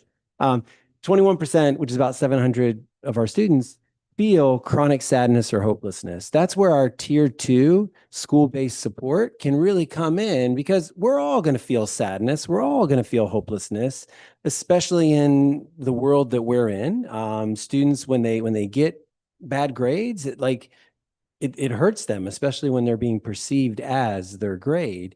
And so us having a team of support who can work with students on how they're perceiving the stressors in their life and how they can build their resiliency is a really good way for us to build some of the tier 2 MTSS, specifically around things like group support. We have a lot of students that are struggling. They may not all need one-to-one support, but they may need some kind of short-term intervention about how to reframe challenges that they face or failures that they face. So that's a way that we can kind of, in my mind, improve these numbers if we provide more of those tier 2 supports for students when they're struggling. We don't want it to be chronic. We can have sadness and hopelessness, but we don't want it to be chronic. And also on the tier 1 end, getting more education on the front end would be helpful. Super helpful. Thank you. Yeah. Okay, anyone else from sorry, not tier 1, round 1? Okay, moving on to Catherine then. I actually would just kind of like to add on to what Alex said is this chart that has, who's going to do what when. This would be where it'd be nice to have like a little 1 or 2 or 3 on the chart as maybe a starting point for when we're discussing MTSS. So everybody that knows more about it or doesn't know as much about it knows where you guys think everything fits for us as a starting point for a conversation. I was thinking in terms of the sites, did they perceive, this would be a better question for the 2 doctors, the comprehensive sites, do they see what they think, or have they fed back to you? I mean, because it's not a parent survey, it's not a student survey, it's not a it's their site as an administrator that they feel they should or could or would like to do differently, and what kind of money or whatever or resources would that take? I think that's a little outside the scope of Well, I what mean, we're I'm talking just, about. it's Yeah. something to be posed for us to consider. We're looking at this data, but then how do they filter it down and then do that? Yeah. So they can't answer it right now. I just speak maybe on their behalf a little bit. They do bring the data to their leadership teams, and then they kind of have their conversation. It's also built into like the site plans. It's built into the safety plans. It's built into WASC as well. Like everybody uses this data. The data, but Yeah. But in terms of resources and money, including money. Yeah. And people that they would need to do things what they think would be helpful or different. Yeah, thank you. And then I just want to make one other quick comment. Just really quick, this is kind of a little bit of the tier 1, tier 2, tier 3. Yeah. So in school-based mental health, we have a very clear process for that. We're trying to build more tier 2 because we think that's where a little more efficiency could be. But really, everybody has access to drop-in support as needed. And then the 6 to 12 week short-term support is really our tier 2. And then really linkage to higher level of care and or special education services when there's an emotional challenge is really our tier 3. So that's just kind of a little nutshell. Okay. All right. Vadim, yeah. I'm a little surprised that what I suspect the biggest problem for today's kids is missing from the survey, and that's device addiction. So there is alcohol, drugs, but the problem that I see in my household, and I think it's everywhere else, is just, dumbingly staring at the screen, like walking around the house looking at the screen, walking around the school looking at the screen, and losing yourself in the screen without realizing how much time went by. And I know how much we all do as adults, and sometimes we feel sad and that an hour went by and we just wasted an hour, or we did it before bed and now we can't fall asleep. And like I see people doing this, right? So we are all doing this. So the issue is we as adults, for better or worse, can manage this maybe, right? At least we are responsible. What are we doing with kids that don't know how to manage it, don't even realize how much of a problem it is? Oh, it is a big question. So I will say, I will say just really quickly, we don't have questions that deal with screen addiction and time on screens written into our custom module. It's something we could easily do as we hit next year. I think that's a great idea. In terms of screen addiction, we definitely see the negative impacts of screens, but there's a lot of positives too. And so it gets this really challenging world. But there's a lot of data out there about the impact of social media and screens addiction. In fact, when I talk about the acuity of the cases being really high, some of that is screen addiction. Some of that's school avoidance that's often tied to screen addiction. So it's definitely impacting some students. And so it'd be interesting to get some of the data holistically, but then also a little bit more in the weeds. And again, this is where all of our community partnerships come into handy. We do have folks that I've connected with that are more in the screen addiction world. And so there's an opportunity for us to maybe collaborate and work with other agencies as well. Okay, anyone else for this round? Of course. Lucy or Claire? Or both? I mean, for me, what I really see is that in the classrooms, there's a lot of using like the computer for work. And I don't think that's necessarily a bad thing because come the workforce, I think that's where a lot of people do the majority of their work. But I think what I don't appreciate the most about everyone's extensive screen time is what you see socially outside of class. I think there's this norm when you're walking around campus where it's like if you're passing by someone and you just don't want that awkward interaction, the easy thing you can do is like open your phone and look at it and avoid the person in front of you. And I think like some days I forget my phone and then I like it's not there and it feels really weird. Like I have to actually look at people. So I think in the classrooms itself, I think it's pretty normal how much we use our phones, but there's no avoiding how much we use our phones outside of class, but I think that's what I maybe don't enjoy the most or see the most at my school. I guess, yeah, kind of to piggyback off that, honestly, in terms of phone and screen usage outside of the school, there's not much that as a school district you can really do about that. Um, but from what I've seen I've kind of agreed there is definite excessive usage of screens and computers, and sometimes you like walk by a group of people at lunch and they're all just like staring at their phones. Um, but it might also just be a disproportionate way we're seeing it because a lot of people when they get off of school or during lunch or during breaks, they just want kind of like a little bit of just to relax and to use their own time. And I don't think that's necessarily bad either. But like I guess kind of to very long-winded response, but kind of to shorten it is the screen usage that we see outside of school is I don't feel something we can necessarily control, only something we can encourage through speech or persuasion. Thank you very much. All right. You wanted to speak, Eric? Okay. All right. So I think everyone has had a turn. Who wants to turn?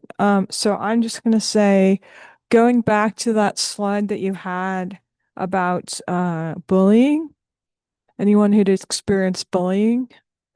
No, the other one. There was one, I think, where it said 42% of students who identify as something else. So that did trouble me. And we're not here to talk about MTSS, but I did want to note that that statistic stood out to me in a negative way. And I hope that we can focus our efforts on reducing that value because that value is startlingly high actually compared to a lot of other groups. Yeah, thank you. And so that question, so it is under gender, it's the demographics under gender. And so the 42% are folks that don't identify as male, female, or non-binary. So they identify as something else. The percentage or the number of students, as long as there's 10 students that have answered the question, then we get the report on it. So when there's a low number of responses, we tend to see that. Now, with that said, we've seen that same trend since they started asking this question about gender. So clearly there's something going on. One of the good things that I'll say is the state of California passed a law that requires LGBTQ plus training for all certificated staff. And so in April, our professional learning is focused on LGBTQIA plus training. And part of that is these numbers, the numbers that are disproportionate for our students that are genderqueer, gender fluid, non-conforming. Yeah. That's very heartening to hear. Thank you very much. All right, so it's now 8:45. Clarify something. So you're saying that something else, there are multiple questions behind this question. None of them generated more than 10 responses, so they've been aggregated into this one group? Yeah, so no. So for gender, there's just these 4 options. And so folks have chose or declined to state would be another one. I think that's the 5th one. So those 42%, those students, and I don't know the exact numbers, I get the raw data on that. Those students identified as something else. Okay. Yeah. Okay, so it's now 8:45. Do you want to go another round? Okay, it looks like I'm not seeing anything, so thank you very much. That was very informative. All right, so now we move on to 10.0, which is the consolidated agenda. Do we have any items we wish to pull? Catherine. I don't wish to pull, but would like to make a comment. Okay, May I do that? sure. Okay. I would like to make a comment on the comprehensive school safety plans, just to point out that in the past years, we haven't had it on consolidated necessarily. It's okay for them to be on consolidated for 2 reasons. Is one, I think they're pretty good plans and comprehensive this year. And they have increasingly been so in the almost 8 years now that I've been on the board. So I'm, well, 7.5. I'm very proud of us for having enhanced them from what I thought were pretty weak plans 7 or 8 years ago to pretty decent plans. And the state has also passed some laws that have required us to put more stuff in them about continuation after disasters and these kind of things too, and we have experienced things like COVID and other areas have faced fires and this and that have caused people to realize they need to put some more detail and more things in their plans. So I'm pretty proud of our plans this year. Not just pretty proud, I am proud of our plans. Okay, thank you. And so I'd like to make a motion. Well, wait a minute. Oh, no. I want to make sure that if anyone wants to pull an item. No. Does anyone want to pull an item? Okay, seeing none. All right, now you can motion. Okay, I move that we approve consolidated motion 10.1 to 10.7. Okay, second. Okay, moved by Catherine, seconded by Alex. Okay, Didn't say anything, but yes, I saw. sorry, I thought I saw you say something. I'm sorry. It's out of habit. So, yes, You I want second. to say, yeah? I you want- second. Okay, thank you, because I do need your verbal. Sorry about that. All right, Lucy, how do you vote? I approve. Claire, how do you vote? I approve. Board, all in favor? Aye. Okay, that's 5-0. Okay, next we move on to 12.0, business action items. So we move on to 12.1, which is the 2026 to 27 new class proposal, first reading. And it's going to be presented by Terry Font. Yes, good evening, everybody.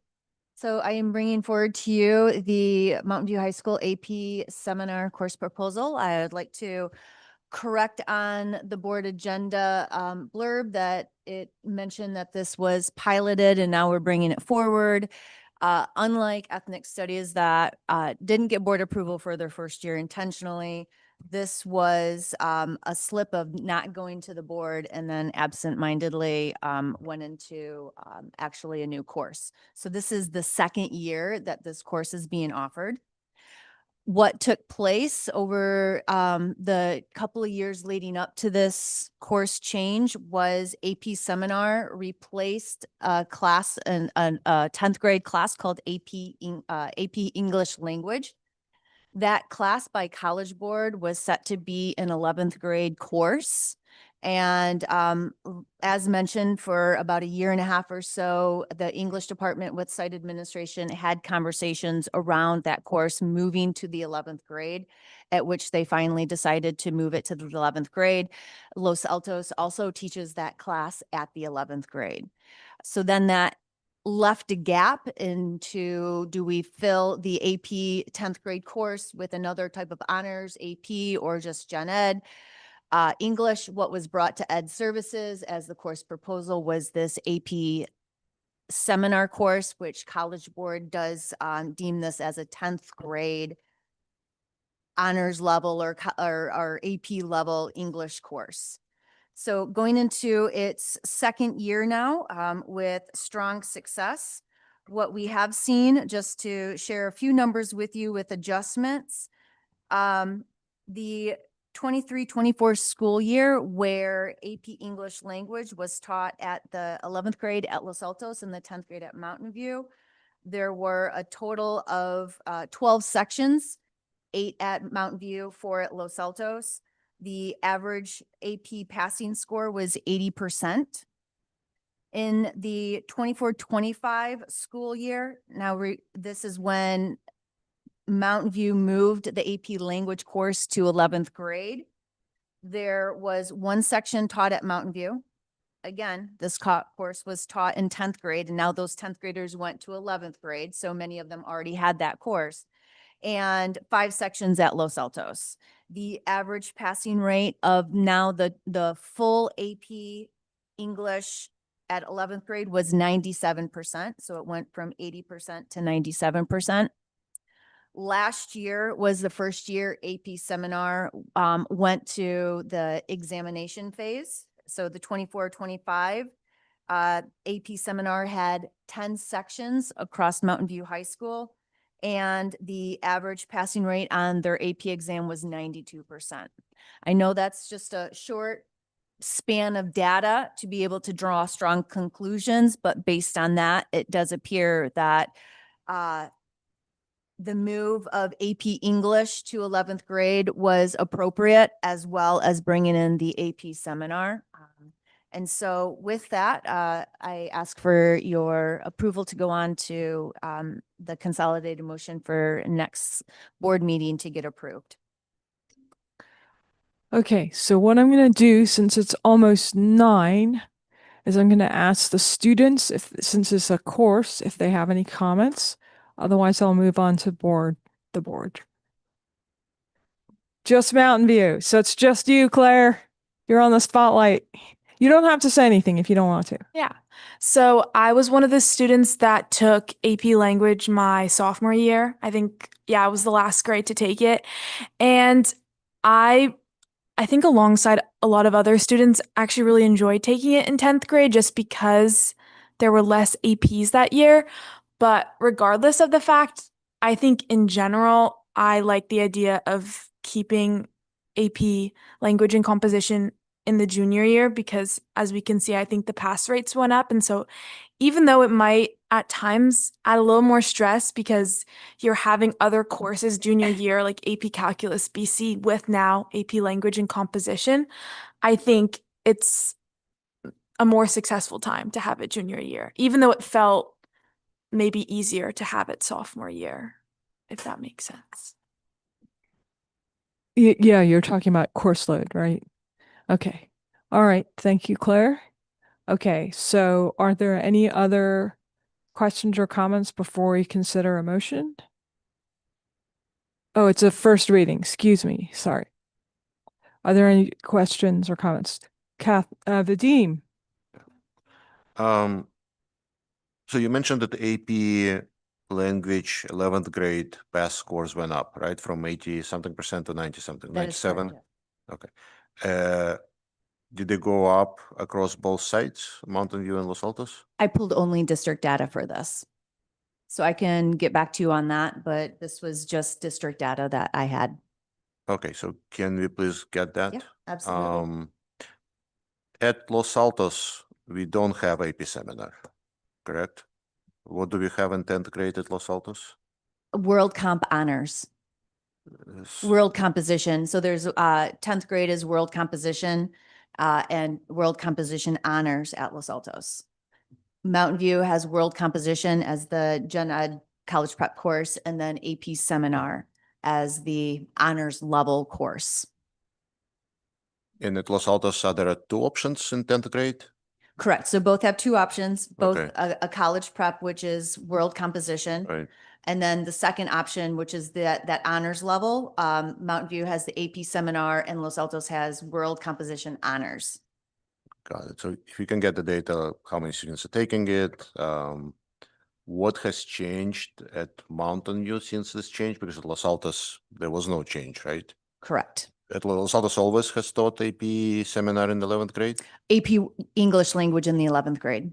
AP, Yes. sorry, AP literature. Correct. Or AP language, right? AP Literature is 11th, 12th grade. In Mountain View, before AP language moved to the 11th grade, they had an American honors, American Lit honors course.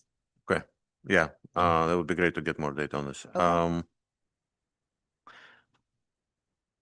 You mentioned that AP seminar was for English, but when I was doing my research, I actually thought that AP seminar, it was not specific to English. It's more of a general type of class that is research based, that is like it teaches different skills, not specific to English, and it is not a common to use AP seminar as an English department course. Well, one of the ways that they actually promote AP Seminar is that AP Seminar will lead into AP English Language and then AP Lit. There's a couple of different pathways. It can be a capstone class of just very research-based inquiry. When it is taught through that 10th grade lens of the Common Core, then it goes into the reading, writing, speaking, listening, analyzing multiple texts, using those texts to derive arguments that lead into your research, doing group roundtables to unpack the research. So there absolutely is a 10th grade lens that AP seminar leans this class towards. When we have new teachers teaching an AP class, they attend AP Institute over the summer. That AP Institute trains them on the curriculum, projects, examinations, and basically does an onboarding. Our teachers who are teaching this course attended that AP seminar. And it was through that lens of bringing it to the 10th grade Common Core English lens, not the capstone only research-based inquiry. Okay. All right. Anyone else? Catherine. This speaks to one thing that I thought we were going to discuss at some point. The list of the classes offered at one school compared to the other. And yeah, because we know there's some differences in social studies and there's some differences in English and so on. And should there or should there not be, and so on, and what are the opportunities for a student that wanted to take this thing that was offered at the other school and we haven't discussed that at all. I mean, this is fine with me, but on its own. But when are we going to have a discussion like that? We can put that on, I can wait and ask that question under board suggestions for future meetings or to compare the offerings in the different departments from the two schools and why are they different and should they be? Something that we could develop and get to you, and you can decide whether or not. I mean, I think we just focus on the 4 courses. Mhm. 5 core. Math, English, social studies, science, and world languages. Exactly. And then because we know that the CTE courses are different. Oh, yeah, for sure. But in the departments that are those main ones. What's catalog right now? I know have a we could master's if we course wanted to list I get the can- 2 out. I'm just saying, should we discuss why? I mean, we're discussing this now because there was this difference. I'd kind of like to have an overview of the ones that we do have and why they're different. So what do you, so, Well, I think I want to move my question to board suggestions for future. okay. All right, so then we can talk about it then. Okay, anyone else? Esme. Sorry. Okay. So I'm curious, and it's similar, I think maybe to what Catherine and Vadim are both flagging in terms of why we're making this change at Mountain View and not at Los Altos. I mean, according to the proposal, a lot of it is to be more equitable and that this is a better course possibly for, students who maybe are better at verbally speaking and it's not specific to a time test. So the concern I have is offering this only at one school when there isn't an AP equivalent at the other school. That's not equitable to our high achieving students. And so just a question around the rationale behind that. Yeah, that is a strong question. So when this was being discussed at the site level of moving AP English language to the 11th grade and leaving that hole in, what do we fill it in with? They did take a look at Los Altos and the offerings, and one takeaway that they have is Los Altos offers AP Human Geography, which is a 10th grade AP class that is very accessible for a variety of student demographics. Mountain View does not have that at the sophomore level anymore with this AP language moving. And it was even questionable if AP language was accessible. They just had an avid program that had their 10th grade students take this course.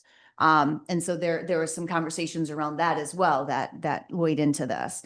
And so with Los Altos having AP Human Geography and Mountain View not, one of the factors was bringing this into the sophomores gave students now an opportunity to access an 11th or a 10th grade AP course that they deemed as accessible for a variety of demographics. And that was the rationale for Mountain View moving in this direction. Mhm. I don't think that addresses though the fact that for like 10th grade Mountain View High School students in English specifically, they can earn AP credit. At Los Altos, there isn't that same It's an AP opportunity. elective, you're right, over at Los Altos. Well, yes, and it's in a different core subject. And the honors, I don't think gives any weighted GPA. Correct. And so I'm just, these are things that I think Well, we that's- need to that consider. speaks to what I was Um, saying about comparing the 2 core curriculum. Okay. And like we heard loudly from our community about just the difference in catalogs and AP Human Geography also. And so I think we need to just be really proactive about how we are introducing different core classes. The other challenge I have with this is that like this course has been running for 2 years, pilot or not. And I did hear it as a pilot form from the previous superintendent. And so it's been running without board approval.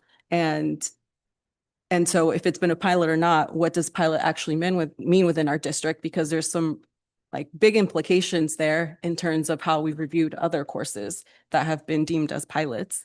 And so what are the like parameters? What's the training? What's the curriculum? Especially when I'm hearing, I think some of Vadim's concerns around the fact that this hasn't necessarily been a course that other districts have adopted. And when I was looking, I think only one other district offers it. And so I just have questions around that.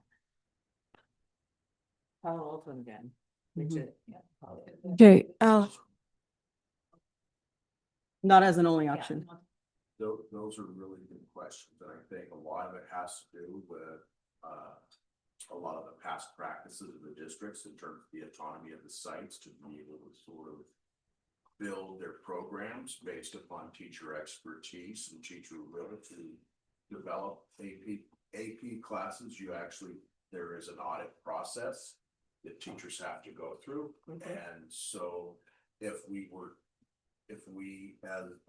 board were to say, we want to make it completely aligned, that would be a directive that would be counter to many years of past practice. So we need to possibly, as these new courses come up, whether they're AP, core courses, and so on, look for opportunities to get that alignment, or we just say, no, we want it the same and that's it. So that's one of the discussions we probably should have once you get the list. Yeah. Well, and I'm speaking specifically to core classes, not to electives. And I know we've approved things like fashion, culinary, like previously. But I think, again, the other issue I have with this is the timing of it. If it's been running for 2 years without any like board approval isn't a formality, right? It's how we hold ourselves accountable to all the families, not just those closest to the site. Agreed.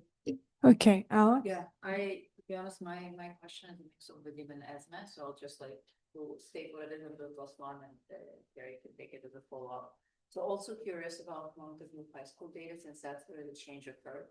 But stepping back, plus running, like Esme's point is, how do we typically run pilots, evaluate these changes after we run the pilot, so we can determine continue, adjust, revisit, expand to another school or not? I think that's my broader question, and it feels like we should have a solid process that we all feel like is a good one and follow.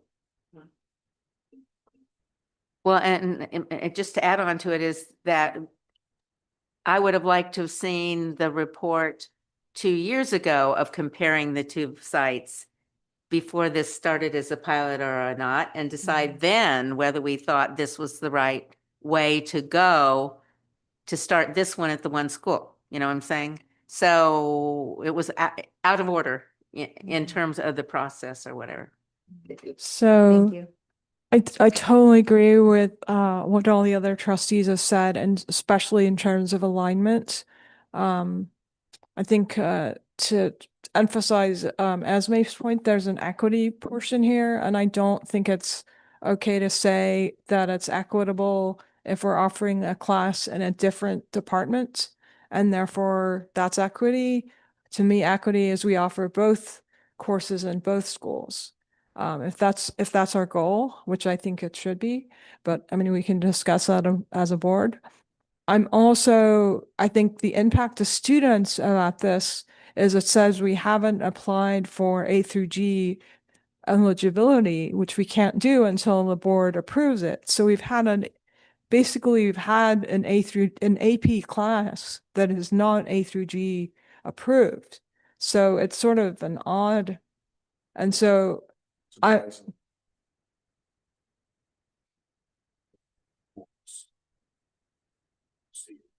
okay, but I mean, regardless, the sequencing of this to me seems a little odd because, and so I think the process there, to me, I have a basic process question, which is how are courses approved? And there doesn't seem to be alignment on that, based on this case that's being brought before us. Now, it could just be that this is a one-off and everything else is hunky-dory, but So I'm just like, kind of looking at this going like, how did this happen?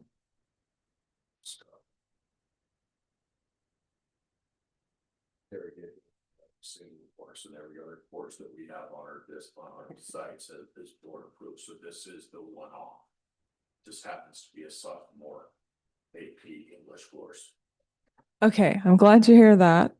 But yeah, I think trying to it's really hard for us as a board to say, oh, this class is being taught for 2 years and now we really have a say as to whether or not it's being to approve it, right? I mean, we could say we don't approve the class, but then students who are taking the class right now, where does it leave those students? So I feel as to echo Esme's point, if we're going to have board approval, it needs to take place in the beginning of the process, and we need to figure out what it means to be a pilot course and where board approval occurs in that pilot process. I couldn't agree more.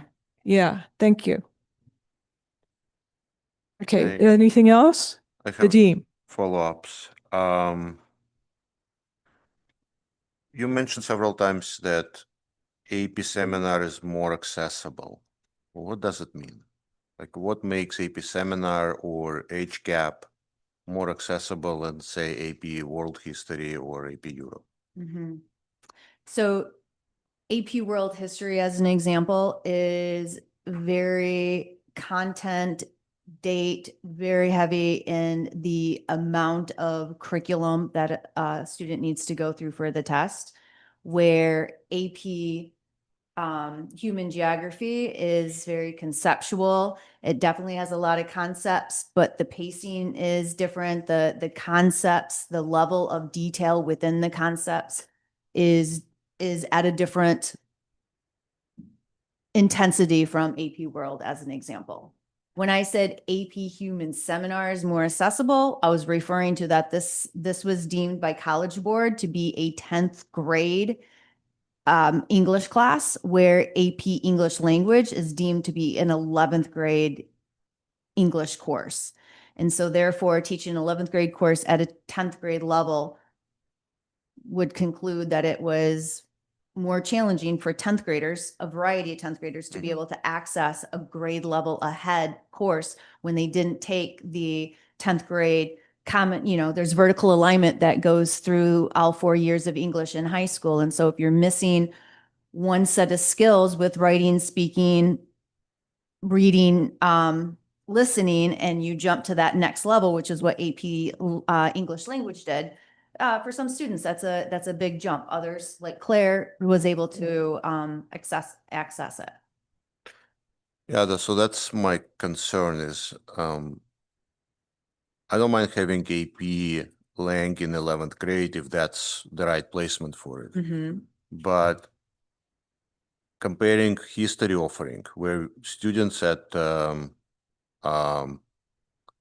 Los Altos have an option of taking AP Euro, which I know having kids is a lot, among kids is considered to be a lot more strenuous than HCAP. They have those two options, and they can choose, and I'm all for options. It's fine that one AP course has different expectations or demands than another. While at Mountain View in English right now, if you want to take more advanced English course in 10th grade, because everybody takes the same English course in 9th grade, and that English course for some students is very rudimentary and boring, the only option is AP Seminar. There's no other choice. In 10th grade. In 10th grade. And that's what concerns me, and I would love to hear a follow-up on your opinion, is what can we do to offer similarity of choices? Not so much, let's go for the same course offering, but can we provide more personalized options to our students where they can choose a level of rigor or intensity that suits their desire for the education? Because otherwise, everything gets pushed up to the 11th grade. So, now in order to get to that level of AP English, language or literature that, we consider to be appropriate for 11th grade, you have to get to the 11th grade AP. And if you load up on 11th grade on AP classes, you pretty much have to take the same level of AP classes in 12th grade, according to college counselors who are mentioning that colleges don't like seeing a drop in AP registrations. So students who take certain number of AP classes in 11th are expected to take the same number of AP classes in 12th. So if you push up that AP to higher levels, you're actually, creating less opportunity for the students. Well, I'll say that this was not pushing up to a higher level. This was course correction from where it was to where it is. Yeah. And I also want to be careful of not looking at our honors courses at the equivalency of rigor and an academic support as an AP. And even though Los Altos has world composition and honors, that class is just as rigorous as an AP class. And when we look at Los Altos AP World or AP English language scores in the 11th grade, those scores are very strong. I'll provide you with that data, and that'll also be a testament to the 10th grade course, preparing students to be able to start the 11th grade course strong. And then again, that goes to the department's vertical alignment. 9th grade year helps build strong skills so that the 10th grade year can be an even stronger year than the 11th grade year. And so regardless if it's AP or honors, both, and not being lockstep necessarily in both sites offering the exact same courses, but that they have the same concepts of offerings for students is what we're seeing aligned between the sites. You have mentioned a number of times you like choice, you like a lot of options. However, if we were to add to Mountain View the honors world lit and add to Los Altos AP seminar, then you're adding another choice for that sophomore year, which means you're putting another constraint on the master schedule. And Right. instead of having one class every period, you now might have tripletons, meaning that the classes only meet 3 or 4 times. And so I think, when you have these schools of 2,100, you can't have the choices unless it was a college type of situation where second semester this English class was offered, and then if you don't take it this semester, your freshman year, then you have to wait till your next year, and the way things work like that. So all of your comments are really important going forward in terms of what kind of educational program we want to have, whether or not we want to continue with some of the past practices in terms of site autonomy, or whether or not we want to also focus on alignment as a district, not just within course teams, but alignment as a district as well. And those are good questions. So just to add to Vadim's point is there is a difference to a student between an honor, even if they're exactly the same class, right? They have the same rigor. There is a difference to a student, which I'm sure if Claire and Lucy were here, they would say absolutely, is you get a bump in your grade for an AP class. And for yes, but it's more for an AP class. So okay. Loves the same. All right. Quick, would you like to go first? You can continue on your train of thought first. I'd like to, if you don't mind. But I want to be Well, respectful. I would also say that actually colleges look at APs. That's what I was trying to say is that colleges look at APs as more rigorous than an honors. Now it's not necessarily true. I understand, but they're just looking at a transcript, and an AP class is considered more rigorous than an honors. So- if you just look at a transcript.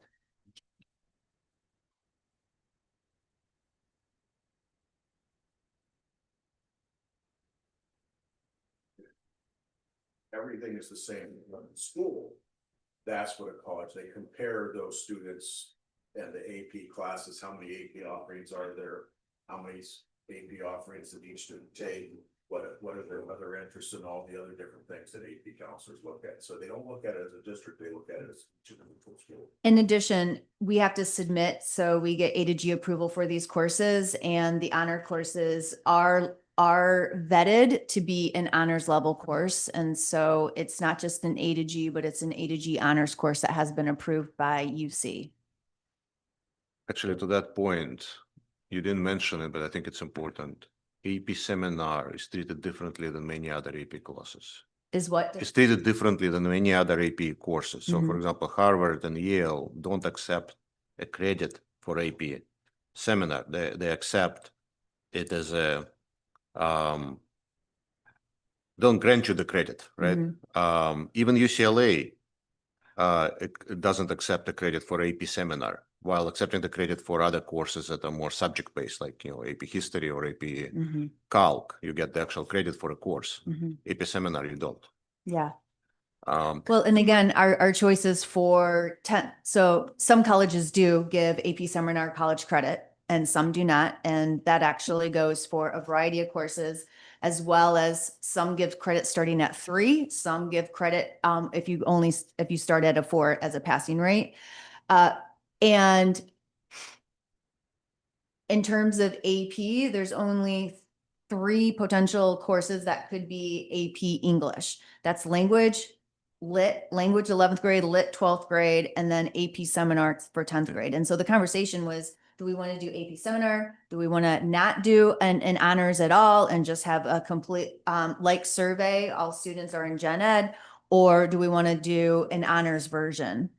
And so with your point, 10th grade English is a little constrained into what it is able to offer if we're looking at the AP options.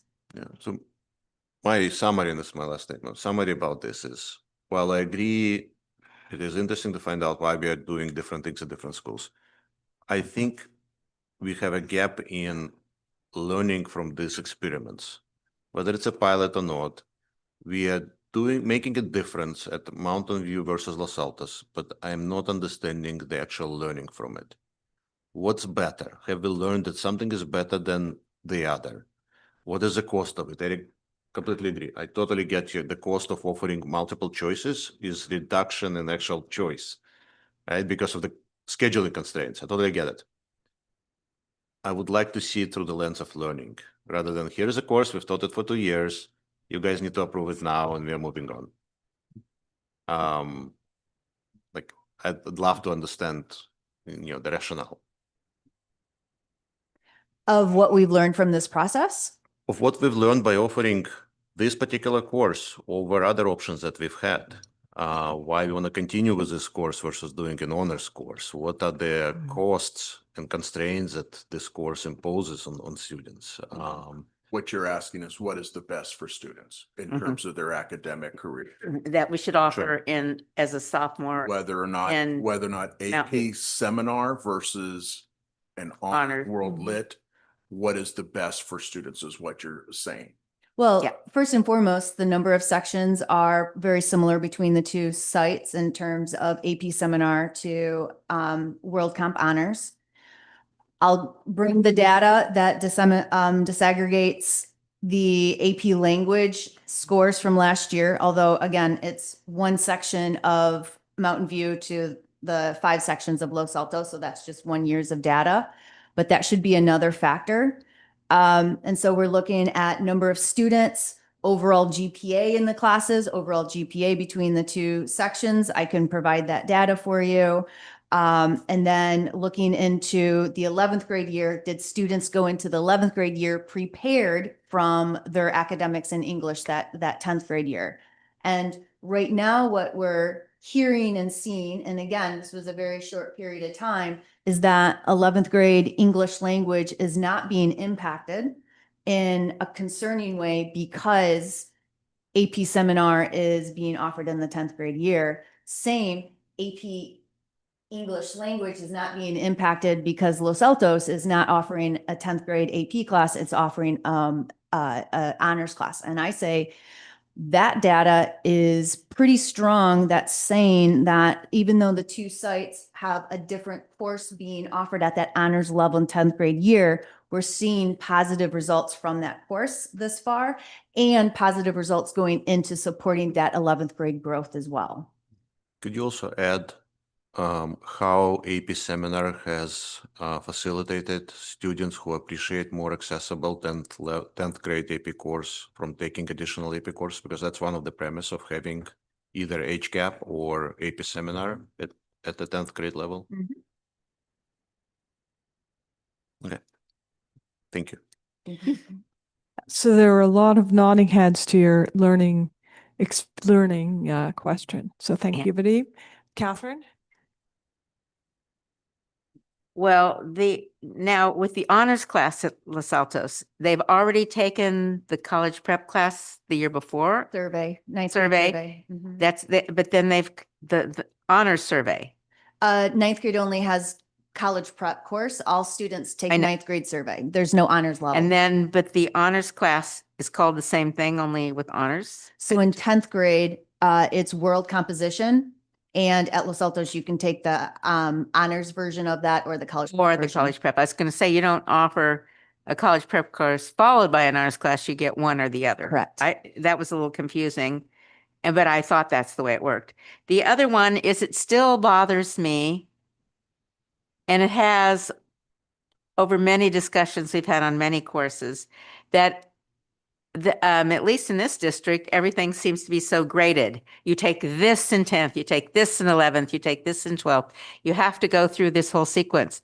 There are some things like, say, biology. Maybe you need a base biology class before you can take AP or something like that. But many classes, why isn't the base CP stuff you take in 9th grade covering the reading and analyzing skills and the gathering and combining information and viewing issues and multiple perspectives and crafting?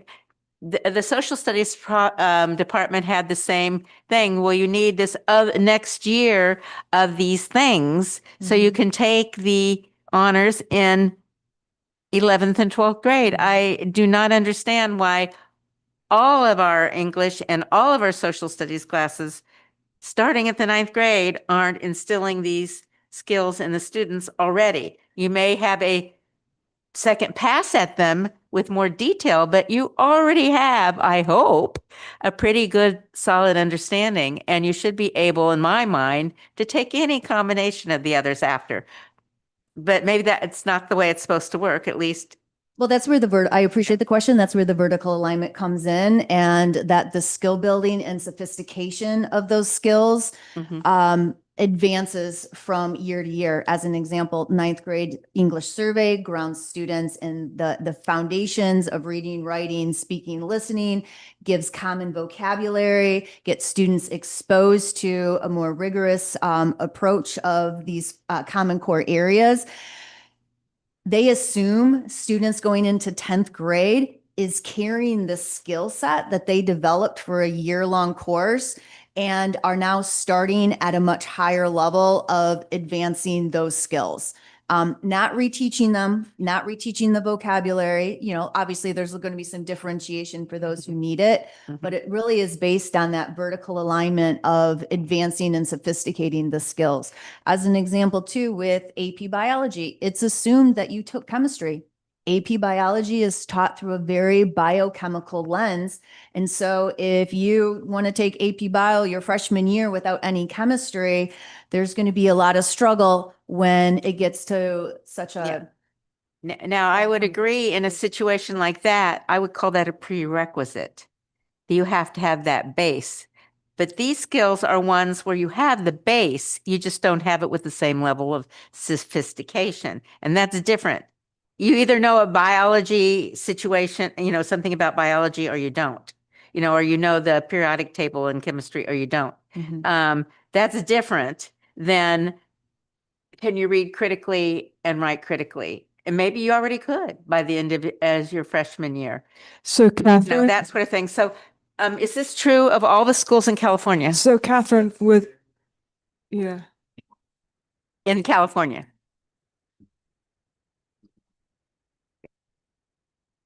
Each four topics, there's a content base and there's a skills base. The skill base for the standards in the bus and Sorry. become stronger as time goes Yeah. on.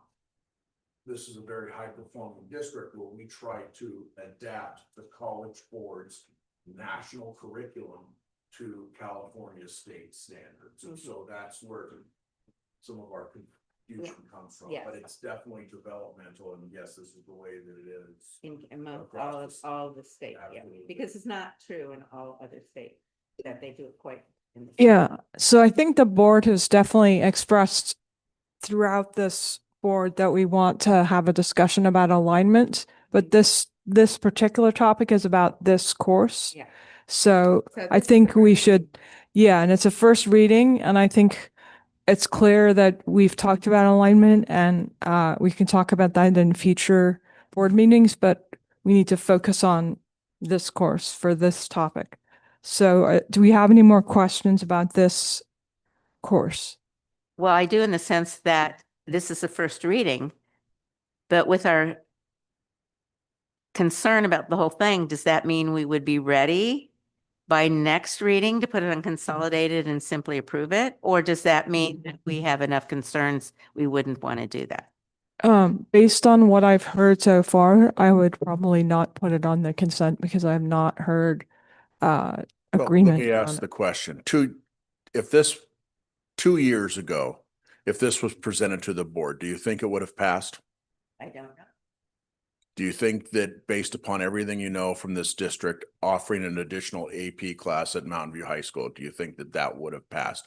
Is there anything that's so compelling that you would not want this class offered at Mountain View High School next year?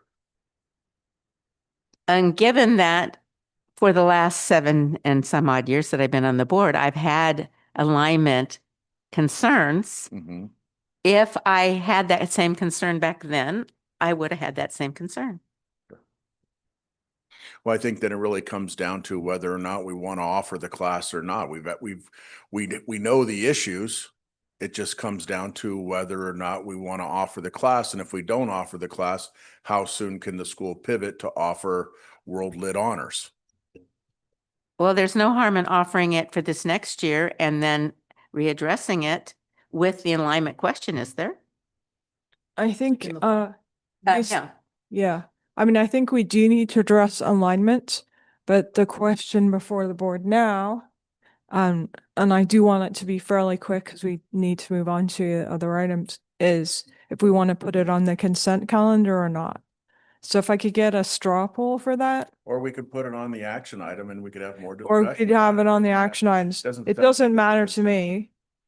It doesn't sound like it's a consent item from what I'm hearing, but yeah, go ahead. Let's put it on the action item. We would like members of the community, the parents, if they feel compelled, to come and talk about the course and how well they think this course prepares students. Because it's a very different English course. I know it from personal experience. It works for some students. It may not work for others. I also am aware of concerns that parents expressed about this course. Again, concerns may not be about the course itself, but other issues. It is not, it's a different course. It's a very open-ended. I am not convinced personally that this course focuses on preparing,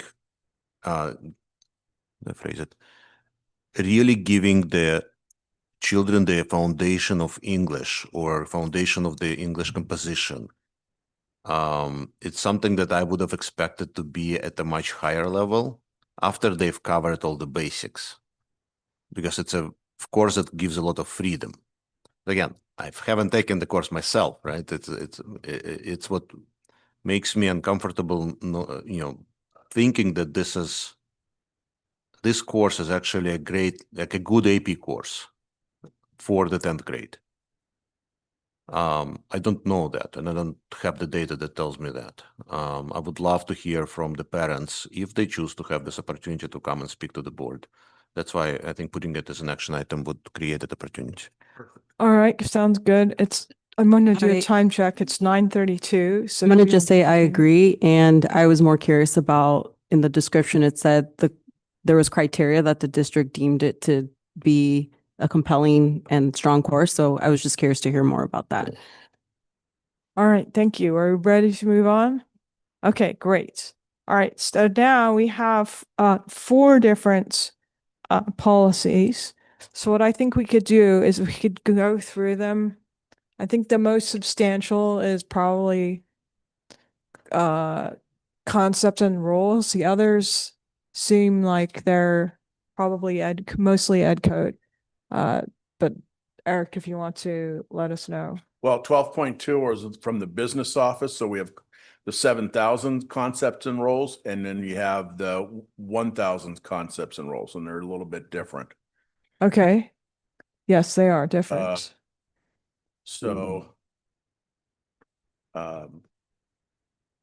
again, these are all in terms of the business, and if you have any questions about any, these are aligning our board policies with new changes in law and some of the wordsmithing that CSBA has done over time.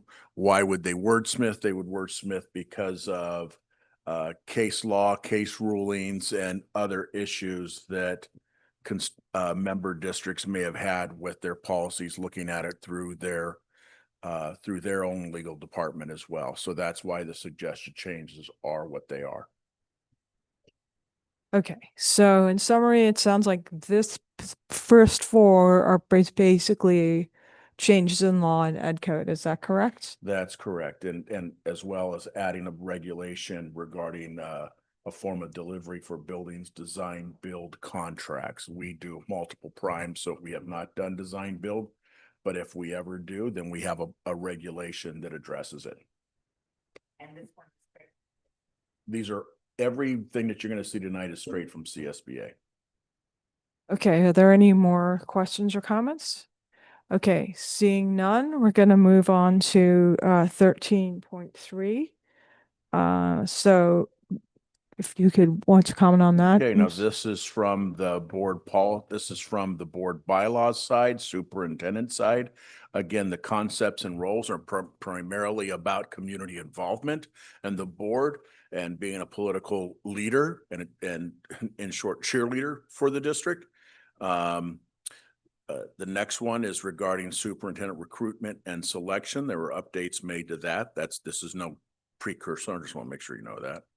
And then governance standards is actually a new bylaw that actually highlights the way that board should conduct business. A lot of the same things that you see in handbooks across the state now have found their way to a brand new bylaw, now 9005, and that's the governance standards of how meetings should be conducted, how board members should conduct business and so on, unity of purpose, that type of thing. And then with bylaw 9310, that's just an update on about board policies. Now, I know there was one question about 2120.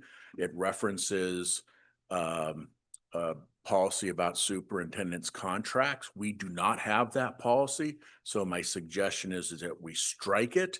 And when we approve this next week, we strike it pending the approval of board policy 2121 superintendent's contracts. And then we could add that section later after the fact. If you look at board policy 2120, there's a comment in there about board policy 2121. We don't currently have 2121, so we probably should strike that from the board policy until we get one. It's even just one, you just strike out it says per policy. We can just strike that out, but it still states what it states. And then 2121 says you should talk to a lawyer before you approve a contract. Okay, well, I think it would be good to have 2121 if the board agrees. But yeah, we need to strike it out because we can't have a reference to a board policy that we don't have. So let's strike that out. Are there any other questions or comments? Pretend we didn't talk about it yet. No. Not We yet, okay. 9310 we have not talked about. So if you would like to talk about that, Yeah. please go ahead. Yeah, I have two small clarifying questions for 9310. So there is a language that states that the policies would not be operative if the superintendent determines it conflicts with the law. So I was curious if it would be clear to state that the superintendent first notifies the board based on advice of counsel, so the board can take appropriate action. That's one. And the second one, I was curious if we want to retain the language that the board may review administrative regulations to ensure alignment with board policy. I think that's in there. So what is your? I thought that was, It was stricken out and then they put in slightly different language, so it was a bit confusing. yeah. But if you I think scroll down, I you'll saw see. it when I read it, I did not understand that the board may still review, which is why. Yeah, so if you scroll down, it's got stricken out and then it was added in a different section, so it's a bit confusing. Okay, if everyone feels like this is there. So then- this part was stricken out, and I agree with you, but if you scroll down, then it says a different section. Whoop, go back. Yeah, go up again. There it is. Yeah, it's a lot of text on there. So I can read it. Yeah, The please. superintendent or designee shall be responsible for the development and approval of administrative regulations. When new board policies are created or existing board policies are revised, the superintendent or designee shall, as necessary, create or revise any applicable administrative regulations to ensure that they conform to the intent of the new or revised board policy. To carry out the intent of the board, the superintendent or designee may, in addition to developing and approving administrative regulations, develop procedures, manuals, handbooks, or other guides. It's actually pretty similar to the previous one, but it just takes, I guess, CSBA language as opposed to whatever was written there before. So if Yeah. you scroll up, it's pretty much the same. It's a little bit different. I might be missing something, but I'm not. So that yeah, I think may the review thing that administrative it says there, it's shall be designed to promote the achievement of district goals and objectives. So it doesn't, that's not tied to policies, right? And then it says administrative regulations may describe specific actions to be taken role. So it tells you what administrative regulations are, but it might change, right? So this policy is more general and it says that if there's a board policy, so the difference is this one says, administration shall be consistent with law and law. That's the same. But it says it shall be designed to promote the achievement of district goals and objectives. So that's a little more prescriptive. Administrative regulations may describe just specific actions be taken, roles and responsibilities of tasks, timelines, and or other provisions. So it tells you more prescriptively what administrative regulations are, whereas this one says if there's a new board policy or or a revision, then the superintendent. Can you scroll down? Can you scroll down? So the superintendent shall, as necessary, create or revise. So it basically is a broader saying that the superintendent shall create or revise any applicable administrative regulations, rather than saying these are the conditions under which it just is more general. So it changes it from a more restrictive to a more general shall is necessary, as opposed to.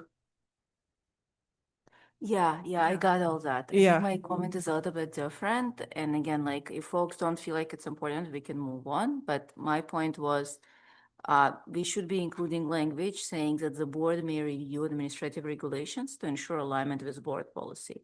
I'm not seeing that. That's why I'm commenting on this. But again, if this is just me, we can move on. That's in another section. I think that's in another section.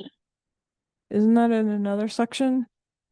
Legally, boards must approve all policies. The It's regulated. legality of approving administrative regulations is district to district. It's not necessarily, I'm talking about reviewing, not approving. So administrative policy, yeah, so that's where it is. Yes. So it says administrative regulations which shall not be inconsistent with board policies are written rules that implement board policies or prescribe the operations and administration of the district. In case of conflict between an administrative regulation and a board policy, the board policy or application or applicable portion therefore shall prevail. Board policy and administration regulation shall align with the district's vision and goals, promote student learning and achievement, provide for consistent and fair treatment of students and staff, and proactively address equity and the provision of equal access to opportunity for all students. So I The, think what you're- wait, so So in what the you're next, asking for is that you want administrative regulations to be board approved as well. but wait, wait, review, not necessarily. so the second, this might satisfy you? Yeah, so this might satisfy what you're saying, Alex. So the next sentence says, the board recognizes the importance of maintaining board policies and administrative regulations that are up to date and reflect the mandates of law. Board policies or administrative regulations shall be, to the extent that they do not conflict with blah, blah. Okay, that part is not important. No board policy or administration regulation or any portion thereof shall be operated if the superintendent determines on advice of district legal counsel it is found to be in conflict with applicable federal or state law, regulation, or court decisions. So, This is it. okay. The last sentence was actually about my first comment, but it sounds like folks do not believe it's important to review, and I'm not No, sure no, that. I think I see your concern and I share it. Not, so the old version said that the board may review and approve administrative regulations, meaning the board has the right to review and take an action. Right? So Okay. hypothetically, the way that I read the old policy, by the way, I was surprised that we voted on administrative regulation previously out of district policy. It was administrative regulation. We actually had a vote because I thought administrative regulation was at the preview of administration, I think not the it's- board, but It's up to each individual district. Personally, my taste, if it gets to the point where it's in our board documents, there's administrative practices, there's administrative regulations, and then there's board policies. I've always come from a place where things that are tied to board policies are board reviewed and approved. That's different in different Yeah. places, however. You should, I mean, if you're gonna review them. I mean, it's nice of you, but you know, the board policy or our we are not doing it because of you, right? Like hypothetically, No, let's say no, any I- superintendent. No, I know right? that, but what I'm saying is, if you're gonna review it. So, okay, that looks good. I don't agree, Then but what? you're reviewing it. What's the point of reviewing I it? agree. Right. So let me, That's a good point. yeah, Yeah. let, Approve it if you're gonna review. so what the old statement meant to me is that hypothetically, not Eric, a superintendent decides to have administrative regulation that a board does not appreciate. We have the right to tell the superintendent, no, we are going to review it, we are going to take a vote on it. This is what the old statement says. And we are going to tell you, not you, any superintendent, that this administrative regulation is a no-go. Okay, this is the old statement reads to me this way. We maintain the choice. Okay, we may choose to delegate to superintendent, not vote and not question, but we remain the choice. The old wording excludes that. The old wording doesn't say anything about what the board can do in regards to the new wording. The reality is, Yeah. three of you can say, we need to bring the regulation up. That's a part of your, at the majority of the board, that's part of your oversight. We don't agree with this regulation. We want to review this. That's a part of the regular, that's just. How do we even do that? Because we don't, three of us cannot discuss things. How do we even influence agenda? Because when we bring up policies, that's when the regulations are brought up, as there's regulations that go with each policy. Or it may be that we're following a board regulation and one of your constituents says, I don't agree with regulation 5,500 because I think this, and this.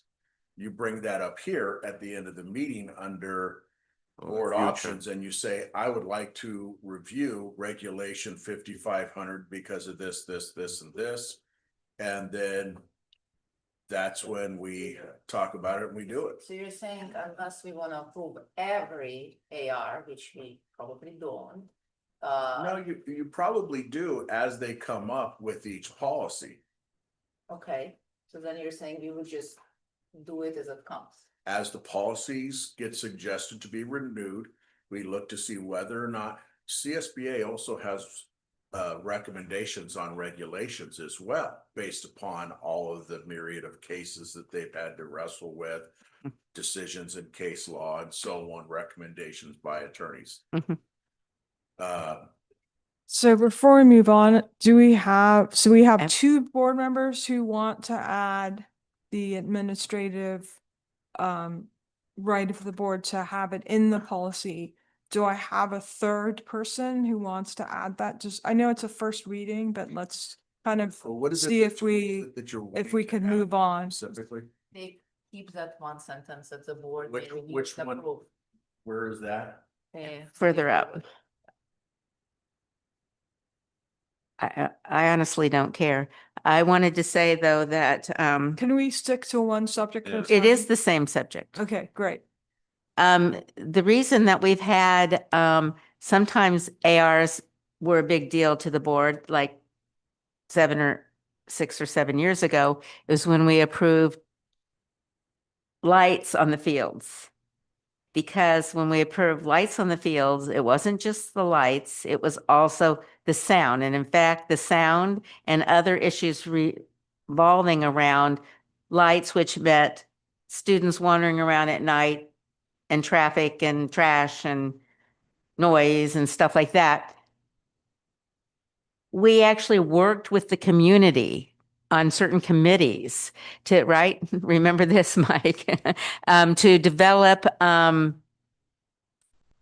the policy and then kind of more specific regulations together with the community, which then the board approved to address all the concerns when we voted on doing Yeah, that. so we So I have- mean, this is the thing, I don't know that it necessarily needs to come up very often, but in that case it did.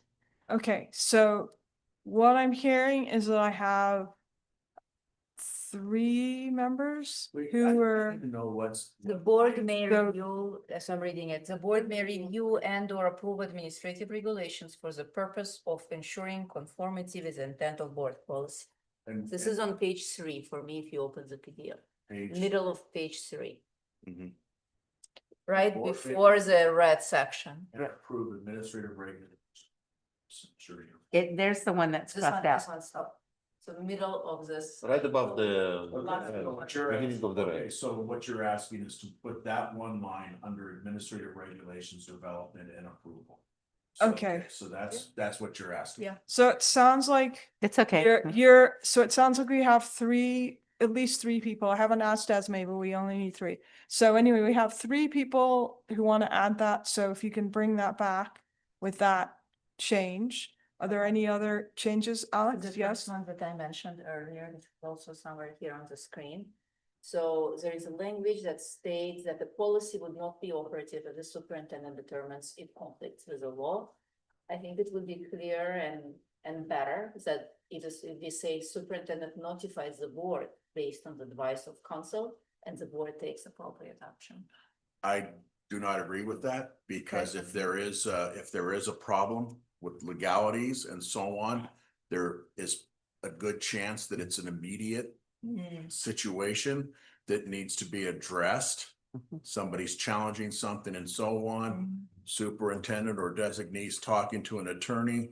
And before we come back for a meeting or a special meeting or anything else like that, and have any first readings or whatever to change our policy, and it's just the one piece that's illegal. And with the way that things change with the state and with different, I mean, when we went from Obama to Trump and changed everything within No Child Left Behind to Every Child Succeeds and so on, we had to do all kinds of things differently with our credentialing HR and so on, and so we had to just make this decision. We can't do it that way, so I don't suggest making that change. Okay, that makes the a ton of protection of the sense. district. Can we just include that you notify, that the superintendent notifies the board? I think that that's appropriate. So Well, there's that then. Don't we need some action item afterwards? So if the board votes on the policy and then something comes up, lawyers call you up and say, Eric, you just approved the policy, or you have a policy that violates the law. Well, what normally happens is that you get a concerned parent, they call their principal, the principal says, hey, Eric, this parent's saying this is illegal, that's in your policy, what have you. Yeah. If we're not keeping up with our policies, then there is that potential. I call an attorney, I say, so-and-so says this, they say that is correct. What I'd probably end up doing, even before I talk to the attorney, is look at Gamut CSBA, see that there's an update and say, yes, it's been updated. The parent is right. They can do that, or they can't do that, or we can't do that, whatever it is. And then we bring the policy to be revised to you because we have an illegal policy. That's the key, right? So That's our job. So are you okay with that? It sounds like there are many situations where that time-sensitive thing is needed, but I do want the board to be notified and to be aware of Yeah, that. you'll be notified. I mean. Yeah, so that's what I'm asking to. Yeah. Anytime a policy has to be changed, we are notified. Yeah, so that's. Yeah, the that's- sentence. But they may have to change it on the fly for that one situation. Yeah, but just include that so superintendent will notify. And just the like board. everything else, if it is of a nature that might be very public and you should know immediately, then I let you know immediately. And if it's something that our policy is wrong, then you'll find out at the next meeting when the policy is being revised. So let's just add that. Should we Three have articles. that provision that we will revise the policy at the next meeting if such situation occurs? Well, it might be more complicated than that, right? I mean, it might be something where a lawyer has to come up with new language. I mean, these things can be very complicated and nuanced. Yeah. It might be something that's imperative that we change immediately, and it might be something that we know we're not in alignment right there. We know that we have to do things this way. We'll get to it when we have a meeting that we can talk about these things. I feel like as long as we are notified, we can determine the appropriate next steps. And what Eric is asking for is the right to take immediate action. That's All right. So that Well, seems all I'm saying is I want to follow the law. The, That's fine. What do we do to make sure that the policy isn't sort of vetoed and then we never address it in due time? Is there any type of requirement that we need to come back and fix the policy? There are times where there may be a waiver of policy asked for, and we may take a vote on a waiver of policy because we think it might be the best thing for a student or the best thing for a circumstance. That has to be brought in order to break a policy, not for a legal reason. We have to have board approval for that. Okay, so Alex, does that answer your question, or do you It want does, to? and I think we, at least from what I heard, agreed to add that the board would be notified of those cases. Sure. Okay, does anyone have any other, so there's the superintendent, the next one is the superintendent recruitment and selection. I think that's fairly straightforward, but if anyone has any questions or comments, okay, seeing none. The next one is governance standards. And I believe, Alex, you said you had some questions and comments. On 9310. Oh, okay. All right. Governance standards. So no one, I'm just going through all of them because they're new. And then the other one is board policies, although I think that one, although it is basically updating how we do board policies. So does anyone have any questions or comments on board policies? The board policy on board policies. That's what we just discussed now. Just discussed it. That's what we just. So, but I have a question about the policy, the new one, 93, 10? no, 9005. The governance standards.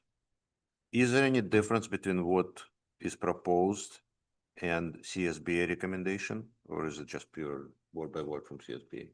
Word by word from CSBA. Okay. There is no editing done. Okay, so does anyone have any other questions or comments for this first reading? All right. Okay. All right. So next we're going to move on to 15.0 board operation. So we have board 13.0. Sorry, I cannot read anymore. Okay. It is.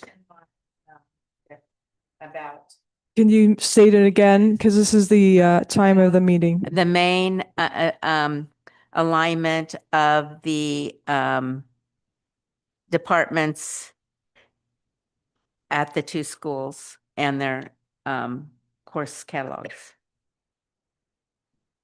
Okay. And it sounded like there are board members who are interested in that and having a discussion about alignment. It sounds like there was a consensus of the boards had discussed alignment. So it's Yeah. not just about the course catalogs, it's Well, I mean, alignment in general. it is, the course catalogs do represent the current status of what Right. we're offering. So that's the only reason I brought that up. It's the alignment that's the point. Right.